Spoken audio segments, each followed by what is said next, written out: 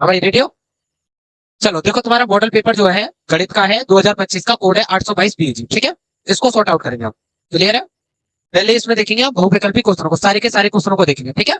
बहुविकल्पी, फिर जो भी क्वेश्चन है 2-2 नंबर के और 4-4 नंबर के, वो सारे देखेंगे, ठीक है। चलो देखो, पहले तुम्हारा खंड आ, आपको इसके लिए ओएमआर शीट दी जाएगी, सॉल्व करके बाद सर्कल करने। तो पहला क्वेश्चन देखो, ले चलते हैं इसको अपने बोर्ड पर जहां इसको सॉल्व करना है। पहला क्वेश्चन आपको दे रखा है, मल्टीपल चॉइस है। देखिए क्वेश्चन क्या कह रहा है, यदि 42 तथा 15 का एलसीएम 210 है तो 42 और 15 का एचसीएफ क्या होगा, ठीक है। देखो साथ ही साथ में मैं आपको कुछ कंसेप्ट भी बताता जाऊंगा, ठीक है, ताकि भाई मॉडल पेपर सॉल्व करने के साथ साथ तुम्हारे कंसेप्ट भी रिवाइज हो जाए। एक फॉर्मूला पढ़ा होगा तुमने, क्या पढ़ा होगा, पहली संख्या, मान लीजिए 2 संख्या दे रखी है बेटा, कितनी संख्या दे रखी है, 2 संख्या दे रखी है, कोई भी 2 नंबर हो सकते हैं, ठीक है। तो फॉर्मूला कौन सा यूज होगा, पहली संख्या गुणा दूसरी संख्या, पहली संख्या गुणा दूसरी संख्या बराबर में एलसीएम गुणा एचसीएम। ये आपका फॉर्मूला होता है। अगर कोई 2 नंबर है, मान लीजिए ये 2 नंबर है 28 और 20, ठीक है। 28 और 20 लेने के लिए आप एक काम कीजिए, 8 और 4 लिखिए। ये 2 नंबर है, ठीक है, ये क्या है, 2 नंबर है। अगर मैं इनका एलसीएम निकालू, एलसीएम, ठीक है, वो कितना हो जाएगा, 8 हो जाएगा। एचसीएम निकालूंगा तो कितना हो जाएगा, 4 हो जाएगा, ठीक है। तो हमें क्या बोला है कि उन 2 संख्याओं का गुणा उनके एलसीएम और एचसीएम के गुणा के बराबर होता है। ये बात याद रखिए, पहली संख्या गुणा दूसरी संख्या बराबर एलसीएम, एलसीएम गुणा में एचसीएम। तो चलिए भाई, तो देखिए क्वेश्चन में क्या कहा है उन्होंने, क्वेश्चन में क्या है, 42 और 15 का, तो ये 2 संख्या दे दी, तो पहली संख्या कितनी बेटा, 42, और दूसरी संख्या कितनी दे रखी है आपको, 15, ठीक है। पहली संख्या गुणा दूसरी संख्या बराबर दे रखा है एलसीएम, तो इनका एलसीएम कितना है, एलसीएम 210 है बेटा, कितना दे रखा है एलसीएम, 210। और आपसे पूछा है एचसीएफ याद करो, तो एचसीएफ, ठीक है। और एचसीएफ याद करेंगे तो एचसीएफ बराबर कितना हो जाएगा, एचसीएफ बराबर में 42 गुणा में 15, ये डिवाइड में चला जाएगा 210, ठीक है। 210 क्या चलेगा, डिवाइड में 7 से काटिए, 7 से ये 6 बार कट जाएगा, और 7 से इसको काटेंगे तो 30 बार कटेगा। 15 से इसको काटेंगे 2 बार, और 2 से इसको काटेंगे तो कितना आ जाएगा, 3। तो एचसीएफ का मान कितना आ गया बेटा, 3 आ गया, ठीक है। तो आपका ऑप्शन नंबर कौन सा सही है, दिस वन, ठीक है। क्लियर है भाई? चलो आगे चलते हैं, नेक्स्ट क्वेश्चन देखते हैं।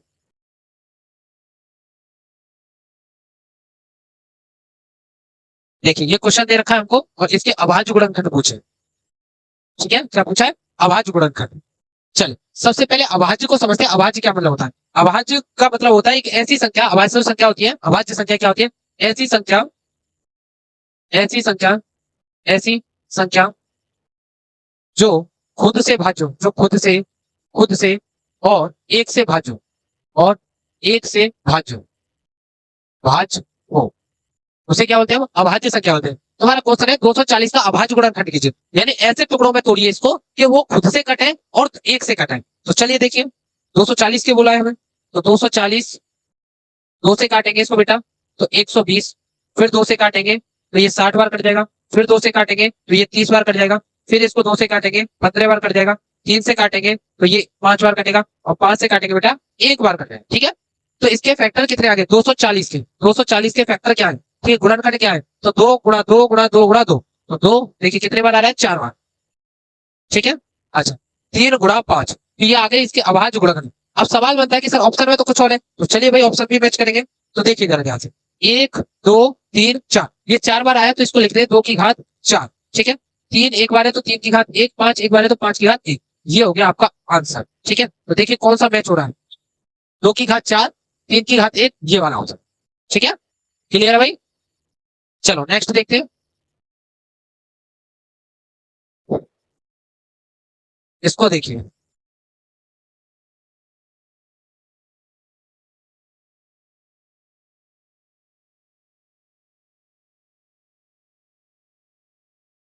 चलो ये क्या है, रैखिक समीकरण योग 2x प्लस 3y प्लस 5 बराबर 0, माइनस के 4x माइनस के 6y इक्वल टू 10 का हल ज्ञात कीजिए। तो हमसे पूछा है कि इसके हल कितने होंगे। तो मैं इसको सॉर्ट आउट करने से पहले आपको कुछ कंडीशन बताता हूँ ताकि आपके कंसेप्ट रिकॉल हो जाए। जरूरी थोड़ी ना यही सवाल है, इस जैसा आने के चांसेस है। तो देखिए क्या कंडीशन है वो समझिए।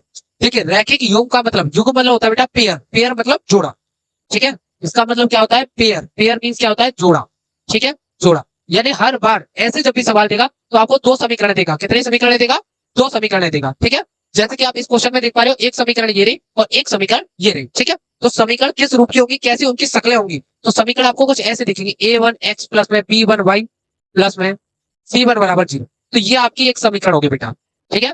तो A1x plus B1y plus C1 equal to 0। इसी प्रकार एक और समीकरण दे रखी हुई A2x प्लस में B2y प्लस में C2 बराबर में 0।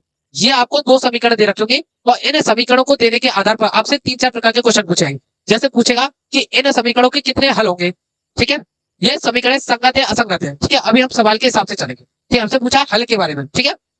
चलो भाई, तो देखिए ये जो ए बी सी जो दिख रहे हैं आपको, इन्हें बोलते हैं गुणांक। क्या बोलते हैं? गुणांक, ठीक है। तो देखिए क्या कंडीशन है, अगर A1 अपॉन में A2 does not equal to B1 upon में B2, अगर ऐसी कंडीशन दिखे, ठीक है, A1 अपॉन A2 बराबर नहीं है B1 अपॉन B2 के, ये दोनों बात अगर बराबर ना दिखे तो इसका यूनिक हल होता है, अद्वितीय हल होता है। क्या होता है? अद्वितीय हल। अद्वितीय हल, इसका क्या मतलब है? केवल एक हल मिलेगा। क्या मिलेगा बेटा? केवल एक हल। केवल एक हल आपको देखने को मिलेगा अगर आपको ऐसी कंडीशन देखने को मिली, ठीक है। कैसी कंडीशन देखने को मिली? इस तरीके A1 अपॉन A2 का मान बराबर नहीं होगा B1 अपॉन B2 के, तो ऐसी कंडीशन में क्या होगा? उसका केवल और केवल एक हल होगा, ठीक है जी। चलिए, अच्छा, A1 upon A2 equal to B1 upon B2 equal to C1 upon C2।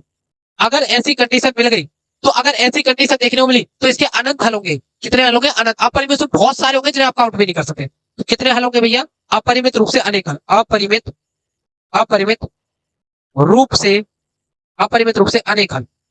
अनेक हल, ठीक है जी। क्या हो जाएगा? अपरिमित रूप से अनेक हल। और ये जब भी ऐसी कंडीशन बोली जाएगी तो इन्हें बोलेंगे संगत समीकरण। संगत, क्या बोलेंगे? संगत। आगे अगर क्वेश्चन आएगा इससे रिलेटेड मैं बताऊंगा, ठीक है। अच्छा भाई, तीसरी कंडीशन क्या है बेटा? A1 upon A2 equal to V1 upon B2 but does not equal to C1 upon C2। क्या मतलब है इसका? A1 अपॉन A2 का मान निकाले B1 अपॉन B2 का, ये तो बराबर जाए, बट B1 अपॉन B2 और C1 C2 आपस में क्या ना हो? बराबर ना हो। तो ऐसी कंडीशन में क्या होगा? कोई हल नहीं होगा। क्या होगा? कोई हल नहीं होगा। कोई हल नहीं होगा। नहीं होगा, ठीक है। ये किसके लिए? ये समांतर होगा बेटा, समांतर रेखा होगी। कैसे होगी? समांतर रेखाओं के समीकरण होंगे। समांतर रेखा होंगी, ठीक है जी। चलिए, तो अब देखते हैं अपने क्वेश्चन में। ये दे रखा है, दो समीकरण दे रखे हैं, इधर हल कर लेते हैं। चलो भाई, समीकरण क्या है? 2x प्लस 3y प्लस के 5 बराबर में 0। ये समीकरण दे रखे, इस सबको उधर उठा करके पटक लो, क्योंकि ये नेगेटिव है तो उधर जाए प्लस का हो जाएगा। सबको एक तरफ ले जाओ, सबको एक तरफ। तो इसको उधर ले आएंगे तो कितना हो जाएगा? 4x। इसको उधर ले आएंगे कितना हो जाएगा? 6y। और इसको उधर ले जाएंगे तो कितना हो जाएगा? 10। ऑलरेडी उधर ये 0। तो ये समीकरण 1 और ये समीकरण 2 सही है भाई। अच्छा, A1 अपॉन A2 का मान देखो जरा। A1 अपॉन A2 तो कितना आया? 2/4। काट देंगे बेटा, कितना हो गया? 1/2। क्लियर है? चलो भाई, B1 अपॉन B2 देखेंगे। B1 अपॉन B2, अच्छा कितना भाई? 3/6। काटेंगे बेटा, कितना आएगा? 1/2। यस और नो? अरे हाँ ना तो बोलो। चले, अच्छा C1 अपॉन C2 देखेंगे। C1 अपॉन C2, तो C1 अपॉन C2 कितना बेटा? 5/10। काट देंगे तो कितना आंसर आ रहा है बेटा? 1/2। मुझे देख करके बताइए, क्या यहाँ पर तीनों का मान बराबर नहीं आ रहा है? यस और नो? तो यहाँ मेरे को क्या देखने को मिल रहा है? यहाँ मुझे देखने को मिल रहा है A1 अपॉन A2 बराबर है B1 अपॉन B2 बराबर है C1 अपॉन C2 के। यस और नो? अगर ऐसी कंडीशन आती है तो क्या होगा? अपरिमित रूप से अनेक हल। तो कहा है भाई? ये रहा। क्लियर है? तो कितने हल हो जाएंगे? ढेर सारे इसके हल हो जाएंगे, ठीक है। नेक्स्ट देखो, क्वेश्चन नंबर देखते हैं 4।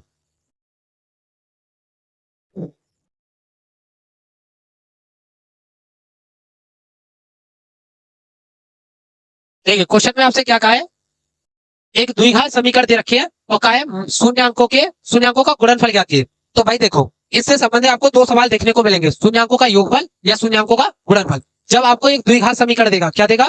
द्विघात समीकरण। क्या देगा बेटा?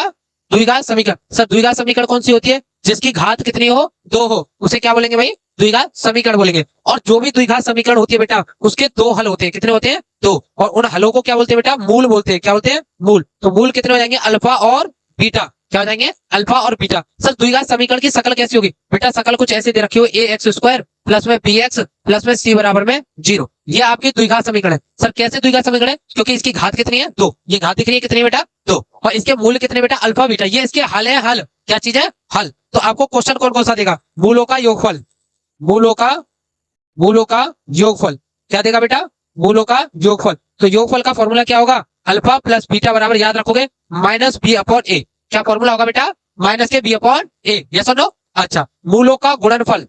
मूलों का मूलों का गुणनफल, मूलों का गुणनफल। तो गुणनफल निकालना है बेटा, क्या हो जाएगा अल्फा बीटा, तो ये कितना आया सी अपॉन ए, कितना हो जाएगा सी अपॉन ए। अब देखिए सवाल क्या कह रहा है, तो शून्यांकों का गुणनफल, ये जो मूल है बेटा इन्हीं को शून्यांक भी बोलते हैं, एक और नाम याद रखिए, इन्हीं को क्या बोलते हैं, शून्यांक भी बोलते हैं। ठीक है, तो क्या बोला बेटा शून्यांक, तो शून्यांकों का गुणनफल, तो गुणनफल का फॉर्मूला क्या, अल्फा बीटा बराबर में सी अपॉन ए। तो अल्फा बीटा बराबर में सी अपॉन ए, तो अल्फा बीटा, बेटा जरा सी का काम ये वाला कर रहा है, नहीं सर कैसे कर रहा है भाई, ए एक्स स्क्वायर प्लस के बी एक्स प्लस के सी, तो सी का काम ये कर रहा है और ए का काम ये कर रहा है, ये सुनो। तो सी कितना आया हमारा, सी है तुम्हारा 5 और ए का मान कितना है 6, तो कितना आ जाएगा 5/6। तो alpha plus B, alpha beta का मान कितना हो जाएगा 5/6, शून्यांकों का गुणनफल कितना होगा 5/6। तो देखो ऑप्शन में है ये रहा डी। क्लियर है, चलो भाई नेक्स्ट क्वेश्चन देखते हैं। पांचवा देखिए,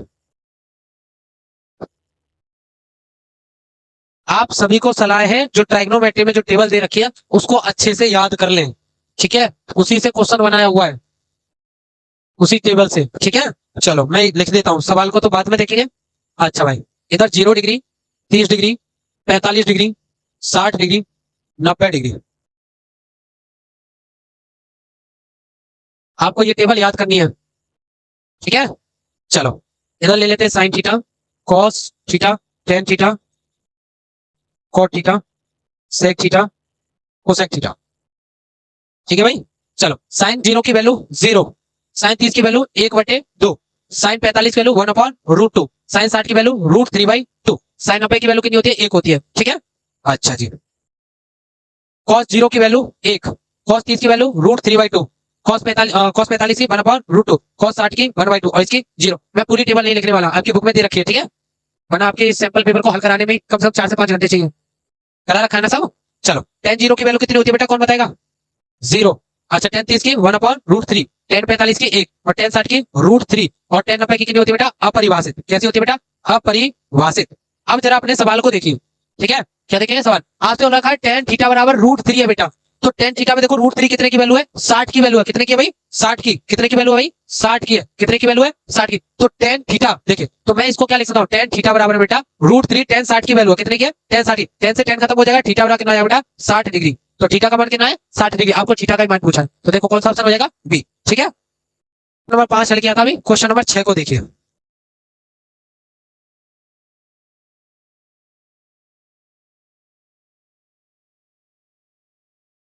देखिए क्या कह रहा है, यदि एक बिंदु ए से केंद्र ओ केंद्र वाले किसी वृत्त पर, तो सबसे पहले वृत्त बनाइए, ठीक है, जो वृत्त की चर्चा की है ये वृत्त बना लिया और उस वृत्त का जो केंद्र है वो है ओ, इन्होंने बोला ना। चलिए यदि एक बिंदु ए से ओ केंद्र वाले किसी वृत्त पर ए बी एपी तथा ए क्यू स्पर्श रेखा है, तो भाई देखो यहाँ कहीं बिंदु है, ए बिंदु है, यहाँ से स्पर्श रेखा खींची जा रही, कौन कौन सी बेटा एपी और ए क्यू, ठीक है, एपी और ए क्यू, चलो खींचते।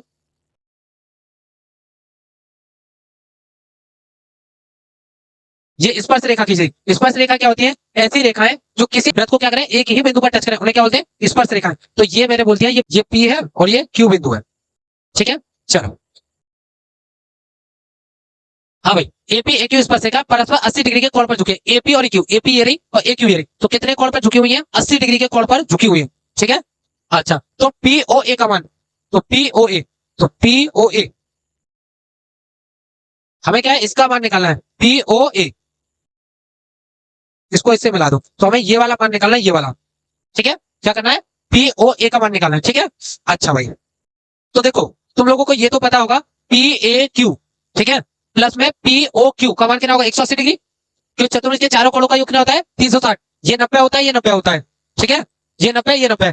चलो देखो, हाँ भाई देखो कैसे करोगे आप, angle P A Q plus में पीओ क्यू, पीओ क्यू बराबर 180 डिग्री, ठीक है, वहां पेपर में सोल्व नहीं करना, ऑब्जेक्टिव दिए हुए, ठीक है, रफली हल करना और सीधा जवाब देना, ठीक है। चलो भाई ये कितना दे रखा 80 डिग्री, पीओ क्यू 180 डिग्री, तो एंगल पीओ क्यू कितना हो जाएगा, देखिए 80 को तो ले आएंगे तो 180 माइनस के 80, तो पीओ क्यू बराबर में 100 डिग्री, ठीक है। ये कितना है पूरा देखना, पूरा पूरा कितना है ये कंप्लीट है कितना 100 डिग्री है बेटा, पूरा है 100 डिग्री, तो ये वाला पूछाएगा तो ये वाला बराबर भागों में बैठता है, ये बात पता है आपको, तो ये कितना हो जाएगा, ये हो जाएगा हमारा 50 डिग्री, तो देखिए ऑप्शन का है दिस वन। क्लियर है, चलो नेक्स्ट देखो,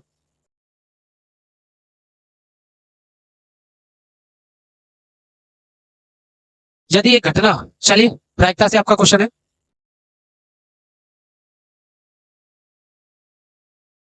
यदि एक घटना निश्चित रूप से घटती है तो इसकी प्रायिकता क्या है? तो निश्चित रूप से यानी वो घटना होके ही रहेगी, तो ऐसी चीज को क्या बोले 100% होती है, और 100% का मतलब क्या है एक, तो इसका मान कितना हो जाएगा प्रायिकता का एक हो जाएगा। चलो मैं बता देता हूँ, ठीक है। निश्चित घटना हो बेटा, निश्चित है होके रहेगी, निश्चित, निश्चित घटना, ठीक है। क्या बेटा? निश्चित घटना, अनिश्चित घटना, अनिश्चित, अनिश्चित घटना, ठीक है। तो इसकी प्रायिकता पर जाए, निश्चित घटना की प्रायिकता सीधा याद रखोगे, इसकी प्रायिकता कितनी होती है?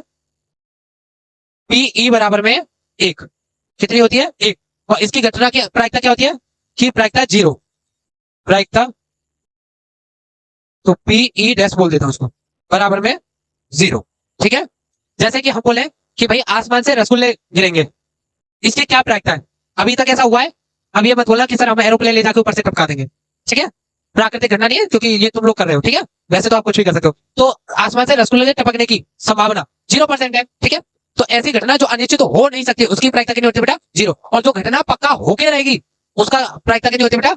एक। जैसे कल सूरज पूरब से निकलेगा, भाई प्रायिकता पक्का निकलेगा भाई, ठीक है, तो उसकी प्रायिकता कितनी हो जाएगी बेटा? एक हो जाएगी। अब मैं बोलूं कि कल सूरज उत्तर से निकलेगा, उसकी प्रायिकता कितनी है? जीरो, ये उत्तर से निकलेगा ही नहीं सूरज। क्लियर है? चलो आठवां देखिए,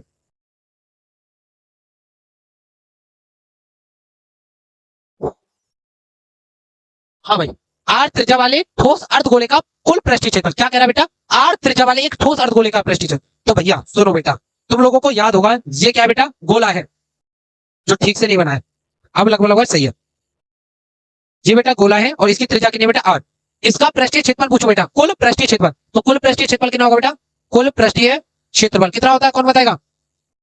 कहते हैं 4 पाई r² होता है, 4 पाई r²। मैं तो इस पूरे का पूछ रहा हूँ ना, ठीक है। कितना हो जाएगा बेटा? 4 पाई r², पूरे गोले का, पूरे गोले का। अच्छा अब मैं क्या कर दूं, इसको आधा कर दूं, क्या कर दूं भाई? इसको आधा कर दूं, तो यहां से इसको काट देते हैं। मान लीजिए मैंने यहां से काट दिया, तो आधा काटने के बाद मेरे को कैसा मिलेगा? ये अर्धगोला ऐसा दिखेगा, इसकी त्रिज्या बेटा आर है। मुझसे इसका कुल पृष्ठीय क्षेत्रफल पूछा गया, तो कई सारे बच्चे बोलेंगे सर आधा हो गया तो 2 पाई r²। नहीं बेटा, इसका जो कुल पृष्ठीय क्षेत्रफल होगा, कुल पृष्ठीय क्षेत्रफल, कुल पृष्ठीय क्षेत्रफल, कुल पृष्ठीय क्षेत्रफल वो हो जाएगा 3 पाई r²। कितना हो जाएगा? 3 पाई r²। अब 3 पाई r² क्या होगा वो डिवीजन डालो बेटा। देखिए ये वाला कितना हो जाएगा? 2 पाई r²। ये तो आप सही अंदाजा लगा रहे हो, ये कितना आ जाएगा? 2 पाई r², आधा ही तो हो गया। अच्छा बेटा मुझे ये बताइए, ऊपर की सतह नहीं बनी है कि नहीं? इसका कितना होगा? पाई r²। तो 2 पाई r², तो कितना आ जाएगा? 3 पाई r²। क्लियर है? चलिए नेक्स्ट देखो, क्वेश्चन नंबर 9।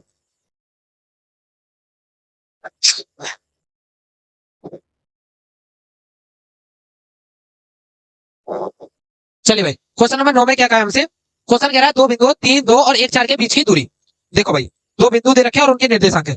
एक बिंदु ये रहा और दूसरा बिंदु ये रहा। इसके निर्देशांक दे रखे हैं 3, 2, और इसके निर्देशांक दे रखे हैं 1 और 4, ठीक है। इनके बीच की ये जो दूरी है ये टी, ये आपको ज्ञात करनी है। तो याद रखें, दो बिंदु के बीच की दूरी जब भी आपको ज्ञात करनी हो तो उसका फॉर्मूला क्या होता है, ठीक है। तो फॉर्मूला याद रखोगे, टी बराबर में रूट में y2 माइनस के y1 का स्क्वायर प्लस में x2 माइनस के x1 का स्क्वायर। कई सारे बच्चे इसको ऐसे भी याद रखते हैं, y1 माइनस के y2 का स्क्वायर, x1 माइनस के x2 का स्क्वायर। तो आप दोनों में से किसी एक से कर लो, दोनों से आंसर सेम आएगा। Sir y1 y2 x1 x2 है कहां? तो बेटा ये रहा x1 और ये y1, ये आपका x2 और ये y2। कोई दिक्कत है? अच्छा टी बराबर में रूट में y2 कितना आपका 4, y1 कितना आपका 2, इनका स्क्वायर, x2 कितना 1 और x1 कितना 3 का स्क्वायर। तो टी बराबर में कितना बचा? 2, 2 का स्क्वायर। यहाँ कितना बचा बेटा? -2, तो -2 का स्क्वायर।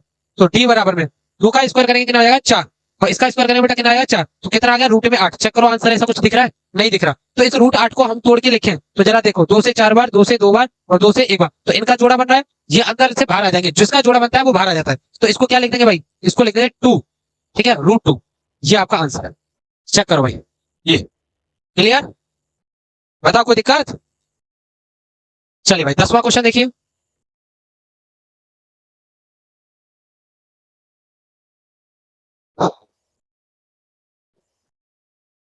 हाँ भाई देखिए, यदि किसी द्विघात समीकरण दे रखे, कैसे पता चला? दो घातें रखे हो, लिख के भी दिया, का एक मूल इतना है तो के का मान ज्ञात है, ठीक है।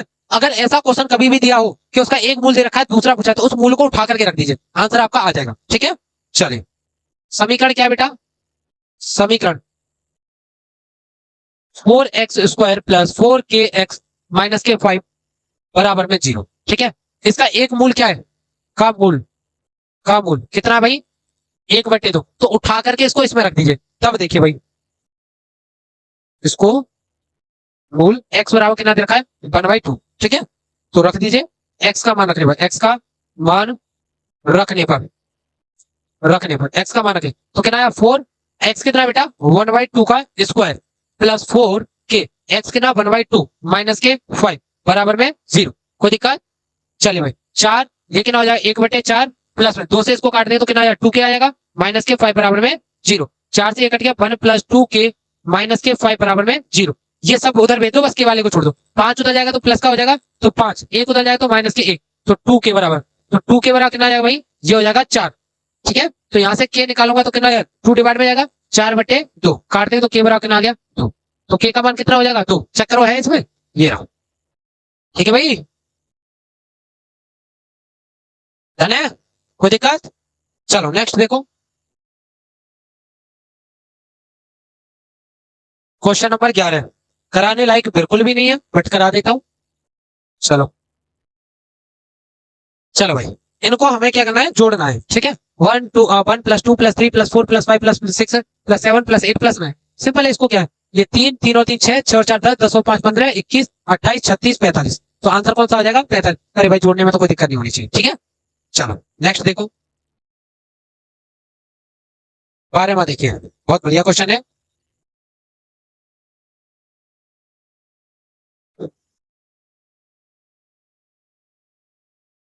चलिए भाई, तो इसको क्या करना है, आपको सॉर्ट आउट करना है। देखो इस क्वेश्चन को देखो, ऐसा क्वेश्चन आए तो आपको 2 से 3 स्टेप में कैसे हल करोगे, ये ऑब्जेक्टिव में आए तब है। ठीक है, तो मैं लगे कि सॉल्व करने में टाइम लगेगा, तो ऐसी स्थिति में आप एक काम कीजिए, थीटा बराबर 0 डिग्री रखो। कितना लिखोगे 0, तो यहाँ कितना आया साइन 0, एक एक स्टेप में कर देता हूँ माइनस के 1। यहाँ कितना आया बेटा सेक 0 प्लस के टेन 0। सही है बेटा, अच्छा साइन 0 0 या -1, और इसका मान बेटा 1 और इसका मान 0, सॉर्ट आउट करके -1 और 1 कितना हो जाएगा भाई -1 हो जाएगा। सही है, अच्छा अगर मान लो मैं कॉस 0 रखू बेटा, थीटा की जगह 0 रखू, तो इसका आंसर कितना हो जाएगा 1। देखिए हमारा आंसर कितना आ रहा है -1, तो ये वाला ऑप्शन तो नहीं हो सकता। साइन 0 रखो तो इसका मान 0, ये भी नहीं हो सकता। अगर यहाँ 0 रखो तो यहाँ माइनस का 1, तो ऑप्शन कौन सा बेटा C1। क्लियर है, चलो छाप लो। नेक्स्ट क्वेश्चन क्या कह रहा है, क्वेश्चन नंबर 13।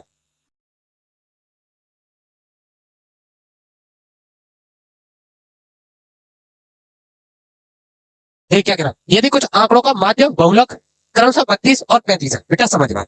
इसमें आपको क्या दे रखा है, माध्य तो ये दे रखा है और बहुलक ये दे रखा है। ठीक है, अच्छा माध्य कितना है, माध्य, माध्य कितना है आपको 32 दिया है, और बहुलक कितना दिया आपको, बहुलक बराबर में 35। ठीक है, आपसे क्या पूछ रहा है, आपसे पूछा है इन्होंने माध्यिका बताइए, माध्यिका। हम माध्यिका तो तब निकालेंगे हमको फॉर्मूले पते हो। ठीक है, तो फॉर्मूला क्या होता है, ठीक है, तो फॉर्मूला होता है हमारा, याद रखना, बहुलक बराबर में, इस फॉर्मूले को याद रखोगे, बहुलक बराबर में 3 इंटू माध्यिका, माध्यिका माइनस के 2 इंटू माध्य। अब कई सारे बच्चे इस फॉर्मूले को अक्सर भूल जाते हैं, उनको कंफ्यूजन हो जाता है कि वो लिख देते हैं 3 माध्य माइनस के 2 माध्यिका। तो आप ऐसे याद रखिए कि देखिए कंप्लीट वाले अक्षर देखना, 1 2 3, तो 3 साथ में आया, यहाँ 1 2 तो 2 साथ में आया, ऐसे याद रखने के लिए बता रहा हूँ। तो फॉर्मूला क्या है 3 माध्यिका माइनस के 2 माध्य। चलिए भाई रखो इसको। अच्छा तो बहुलक बराबर क्या फॉर्मूला है, बहुलक बराबर फॉर्मूला है हमारा 3 माध्यिका माइनस के 2 माध्य। माध्यिका आपको कितना दिया है, बहुलक सॉरी 35 है, और 3 माध्यिका हमको नहीं पता, ये हमें निकालने की है। ठीक है, माइनस के 2 माध्य कितना बेटा आपका, माध्य आपका 32। ठीक है, चलिए 35 3 माध्यिका को मैं m लिख लेता हूँ, कोई बुराई तो नहीं है। अच्छा 32 तो कितना हो जाएगा 64, इधर लाएंगे तो प्लस का 35 प्लस के 64 बराबर 3m। ठीक है बेटा, चलिए तो 3m बराबर कितना हो जाएगा, देखिए इन्हें जोड़ेंगे तो 9 99 हो जाएगा। ठीक है 99, तो m का मान कितना हो जाएगा 99/3, काट देंगे तो m का मान कितना आ गया 33। तो माध्यिका कितनी आ गई आपकी, माध्यिका, माध्यिका बराबर में 33, ये आ गया आपके माध्यिका का मान। ठीक है बेटा, चलिए फॉर्मूले को विशेष कर याद रखें, इससे आधारित क्वेश्चन दे देता है। ठीक है, चलिए नोट डाउन कीजिए या पॉज करके क्वेश्चन नंबर देखते हैं 14।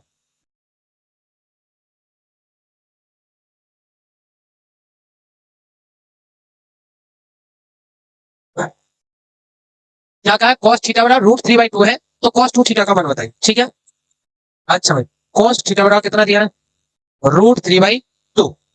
ठीक है, √3/2। तो cos थीटा बराबर ये कितने की वैल्यू है, cos 30 डिग्री की वैल्यू है, तो cos 30। ठीक है, √3/2 कितने की वैल्यू होती है, 30 डिग्री की वैल्यू होती है। एक बार आपको दिखा देता हूं, कल ही मैंने बताया है लास्ट लेक्चर में आपको जब क्वेश्चन सोल्व कराए थे। देखो cos 30 की वैल्यू कितनी है, √3/2। तो थीटा कितना आ गया, यहाँ से cos से cos खत्म हो जाएगा, तो थीटा बराबर में 30 डिग्री। थीटा का मान कितना है, 30 डिग्री। ठीक है, हमें क्या निकाला, cos 2 थीटा का मान बताना है। चलिए भाई, तब cos 2 थीटा। ठीक है, चलो cos 2 थीटा कितना है, 30 डिग्री, गुणा कर देंगे तो cos 60 डिग्री, और cos 60 का मान कितना है, 1/2। ये आपका आंसर है। ठीक है, चलिए इसका स्क्रीनशॉट ले लो। क्वेश्चन नंबर आगे देखिए 15वां।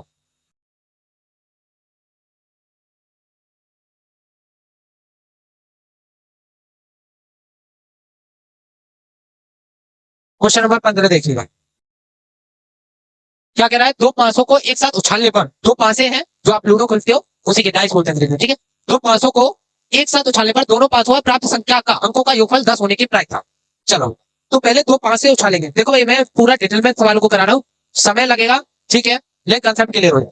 अच्छा, दो पांसे को उछालेंगे तो कैसी कैसी स्थिति बन सकती है, देखिए, पहले पांसे पर एक आ जाए, दूसरे पर एक आ जाए, पहले पांसे पर एक, दूसरे पर दो, पहले पांसे पर एक आए, दूसरे पांसे पर कितना आए, 3। अच्छा, पहले पांसे पर एक आ जाए, दूसरे पर 4, पहले पर एक, दूसरे पर 5, पहले पर एक, दूसरे पर 6। ठीक है, ऐसा भी तो हो सकता है, पहले पांसे पर दो, पहले दूसरे पर एक, दूसरे पर दो, दूसरे पर दो। ठीक है, पहले पर दो, दूसरे पर दो, तो इस तरीके से चलते रहेंगे, 2 4, 2 5, 2 6, इसी प्रकार 3 1, 3 2, 3 3, 3 4, 3 5, 3 6।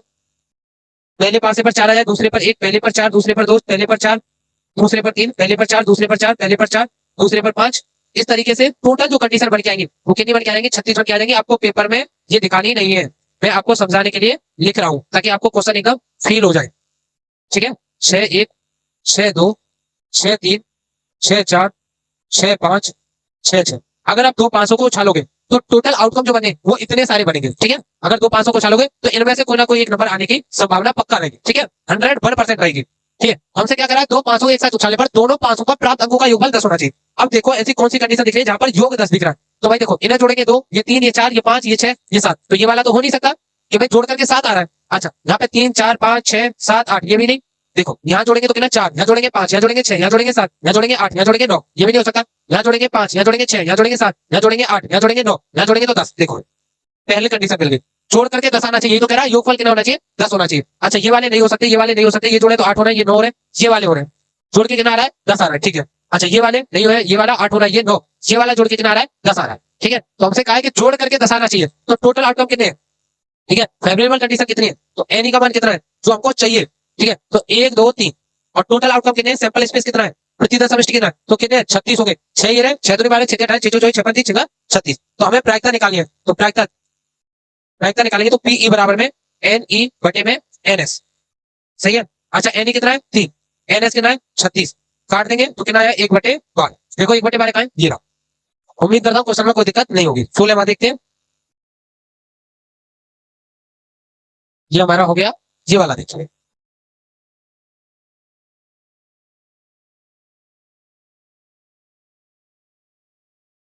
क्वेश्चन में क्या कहा है, देखिए क्वेश्चन कह रहा है, चित्र में त्रिभुज एबीसी में डीई पैरेलल टू बीसी। क्या क्या रखा है, देखो डीई ये रहा, ये वाला इसके पैरेलल है, ये दोनों क्या है, पैरेलल है। ठीक है, डीई पैरेलल टू, ये दोनों क्या है, एक दूसरे के पैरेलल है। ठीक है, अच्छा, एडी बराबर 2.2, ठीक है, डीबी बराबर 3.3, एई बराबर 1.8, तो ईसी की माप, इसकी माप पूछे तो आपको पता है जब ये दोनों समांतर है, ठीक है, ये दोनों समांतर है, तो ये कंडीशन जरूर आपने पढ़ी होगी, समरूपता की, याद होगी थोड़ा बहुत। तो कितना हो जाएगा, देखो समरूपता की स्थिति से देख रहे हैं। हाँ भाई, क्या लिख लेंगे, एडी, हमको भाई ऑब्जेक्टिव है तो डायरेक्ट करना है, एडी बटे में कितना हो जाएगा, डीबी। ठीक है, अच्छा, यहाँ कितना हो जाएगा, एई बटे में ईसी। जब ये दोनों पैरेलल होते हैं तो ये कंडीशन हमें देखने को मिलती है। एडी कितना बेटा, 2.2, डीबी कितना 3.3, अब एई कितना है 1.8। अच्छा, ईसी कितना है, ये तो हमको निकालना है। पॉइंट से पॉइंट कट जाएगा, ग्यारह से उसको काटूंगा 2 बार, 11 से काटूंगा 3 बार, तो कितना आ जाएगा, 2/3। इधर कितना आया 1.8 डिवाइड बाई ईसी। तो ईसी निकाला, ईसी को इधर भेजो और इसको बुरा में, तो ईसी बराबर कितना हो जाएगा भाई, तो ये उधर जाएगा, तो 18 3 54 5.4, और ये कहाँ चलाएगा डिवाइड 2, तो काटेंगे तो ई बराबर कितना आएगा, ईसी ईसी ईसी कितना आएगा 2.7 सेंटीमीटर, ईसी का मान कितना आएगा 2.7 सेंटीमीटर। तो देखो कहाँ 2.7 सेंटीमीटर, ये रहा। ठीक है, चलो भाई नेक्स्ट क्वेश्चन देखते हैं।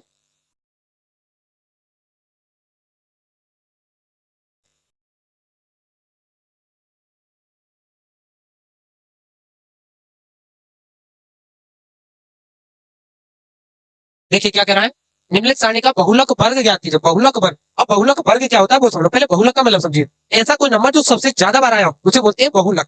जैसे समझिए, मैं यहाँ एक सीरीज लिख रहा हूँ 2 2 3 2 3 4 4 2 5 2 7 8, ये मैंने एक सीरीज लिखी और मैं आपसे पूछ रहा हूँ कि मुझे ये बताइए इसका बहुलक कितना है। ठीक है, क्या है बहुलक, तो आप एक काम कीजिए, इस सीरीज में देखिए कौन सा नंबर सबसे ज्यादा बार आया, सबसे ज्यादा बार कौन सा नंबर आया, तो आप देखोगे 1 2 3 4 5, ये जो 2 है वो 5 बार आया है। ठीक है, तो 2 कितनी बार आया आपका, 5 बार आया है। ठीक है, दो अंक अंक 2 कितने बार आया, 5 बार। ठीक है, अच्छा 3 देखो कितने बार आया, 1 2 2 बार आया है, तो 3 आया है आपका 2 बार। अच्छा अब आप 4 देखिए, 4 एक ही बार आया, 4 4 एक बार आया। 5 देखिए कितने बार आया, 5 एक बार आया है। 7 देखो कितने बार आया, एक बार। 8 कितने बार आया, एक बार। तो सबसे ज्यादा बार कौन सा नंबर आया, तो 2 आया है, तो इसका बहुलक कितना हो जाएगा, बहुलक बहुलक, तो बहुलक कितना हो जाएगा, 2 हो जाएगा। ठीक है, बहुलक कितना हो जाएगा, 2। इसी प्रकार इसमें देखिए ये क्या है, ये जैसे ये क्या, इसी को बोलते हैं बारंबारता। बारंबारता यानी कितनी बार आया है कोई चीज। ठीक है, बारंबारता मतलब कोई चीज कितनी बार आई है। अच्छा देखो, तो अगर देखें तो वर्ग अंतराल दे रखा है, तो यहाँ 5 लिखा हुआ है, तो मतलब इन नंबर के बीच में कुछ जो चाहिए हमको वो 5 बार आ रहा है, ये 4 बार आ रहा है, ये 7 बार आ रहा है, ये 8 बार आ रहा है, ये 6 बार आ रहा है। तो बताओ सबसे ज्यादा कौन सा वर्ग अंतराल आ रहा है, तो देखोगे तो सर ये वाला आ रहा है। ठीक है, 8 बार आ रहा है, सबसे ज्यादा कौन सा वर्ग अंतराल आ रहा है, 8 वाला आ रहा है, ये रहा। तो इसका वर्ग अंतराल कितना हो जाएगा, हमसे क्या पूछा है, निम्नलिखित सारणी का बहुलक वर्ग होगा। ठीक है, तो बहुलक वर्ग कौन सा आएगा, 30 से 40, देखो कहाँ है, ये रहा, ये आपका आंसर हो गया। ठीक है, चल नेक्स्ट देखो, क्वेश्चन नंबर 18,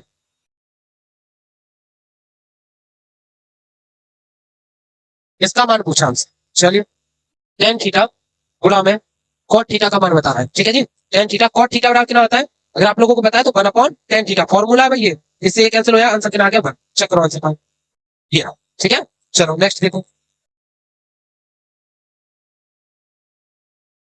19वां, यहां आपसे पूछा एलसीएम,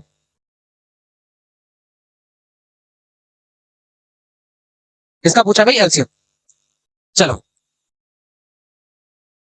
12 15 21 का एलसीएम। ठीक है, जो बचपन से आपने सीखा उसी तरीके से कर लो। तो 2 से ये 6 बार, 15 21, फिर से 2 से ये 3 बार, ये 15 ये 21, अब 3 से कर दो, 3 से 1 5 7।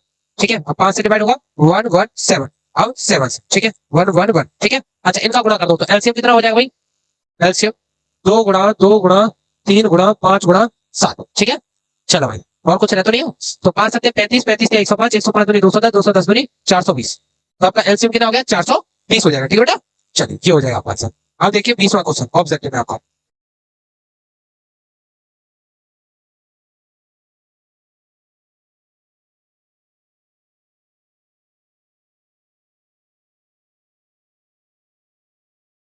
चलिए भाई, तो आपसे कहा है यदि बिंदु 3 2 4 के तथा 6 माइनस के 3 सर देखे तो के का मान बताइए। अच्छा ठीक है, चलो भाई, आपने त्रिभुज का क्षेत्रफल का फॉर्मूला पढ़ा होगा, नहीं पढ़ा तो याद रखना। त्रिभुज का क्षेत्रफल जब ऐसे निर्देशांक दे रखे हो, त्रिभुज का क्षेत्रफल, त्रिभुज का क्षेत्रफल फॉर्मूला क्या होता है आपका, 1/2 मॉड x1 y2 माइनस के y3 plus x2 y3 minus के y1 प्लस का x3 y1 माइनस के y2। ठीक है, ये आपके त्रिभुज के क्षेत्रफल का फॉर्मूला होता है जो आपको याद रखना है। ठीक है, त्रिभुज का क्षेत्रफल। अच्छा अब इस बात को समझिए, संरेख का मतलब क्या है, संरेख का मतलब बता देते हैं आपको, संरेख, संरेख बिंदु, ऐसे बिंदु जो एक ही रेखा पर आए, ऐसे बिंदु जो जो एक ही रेखा पर, एक ही रेखा पर आते हैं, रेखा पर आए आए उन्हें संरेख बिंदु कहते हैं, संरेख बिंदु कहते हैं, कहते हैं। ठीक है बेटा, उन्हें क्या बोलेंगे, संरेख बिंदु। अगर मान लो कोई त्रिभुज है और इस त्रिभुज के तीनों पॉइंट एक ही लाइन पे आया, इस तरीके से, इस तरीके से। ठीक है, 3 पॉइंट थे, ये वाला पॉइंट यहाँ जाए, इसी के ऊपर आया, तो भाई इसका क्षेत्रफल कितना होगा, 0 होगा। ठीक है, तो संरेख के लिए कंडीशन क्या है, तो त्रिभुज का क्षेत्रफल, त्रिभुज का क्षेत्रफल, त्रिभुज का क्षेत्रफल क्या होना चाहिए, 0। संरेख बिंदु के लिए, संरेख, संरेख बिंदु के लिए, बिंदु के लिए ये सवाल आपको 4 नंबर में भी पूछ सकता है। ठीक है, इसलिए ये सारी बातें मैंने आपको बताई। तो संदिग्ध बिंदु के लिए त्रिभुज का क्षेत्रफल कितना हो सकता है? 0। अब देखिए क्या क्या निर्देशांक दे रखे हैं हमको। तो 2 3 4 के 6 -3। चलो ये आपका x1 y1 x2 y2 x3 y3। ठीक है, चलिए सॉल्व करते हैं। संरेख के लिए, संरेख के लिए तो क्या आ गया? 1/2 फॉर्मूला लगा रहा हूं, x1 y2 माइनस के y3 प्लस का x2 y3 माइनस के y1 प्लस का x3 y1 माइनस के y2 बराबर कितना होना चाहिए? 0। दो उधर गुणा में आएगा तो कितना हो जाएगा? 0। चलो भाई x1 का मान कितना है? 2। अच्छा y2 का मान कितना? y2 देखो ये रहा k। y3 कितना है बेटा आपका? y3 ये रहा माइनस के, तो ये प्लस का 3 हो जाएगा।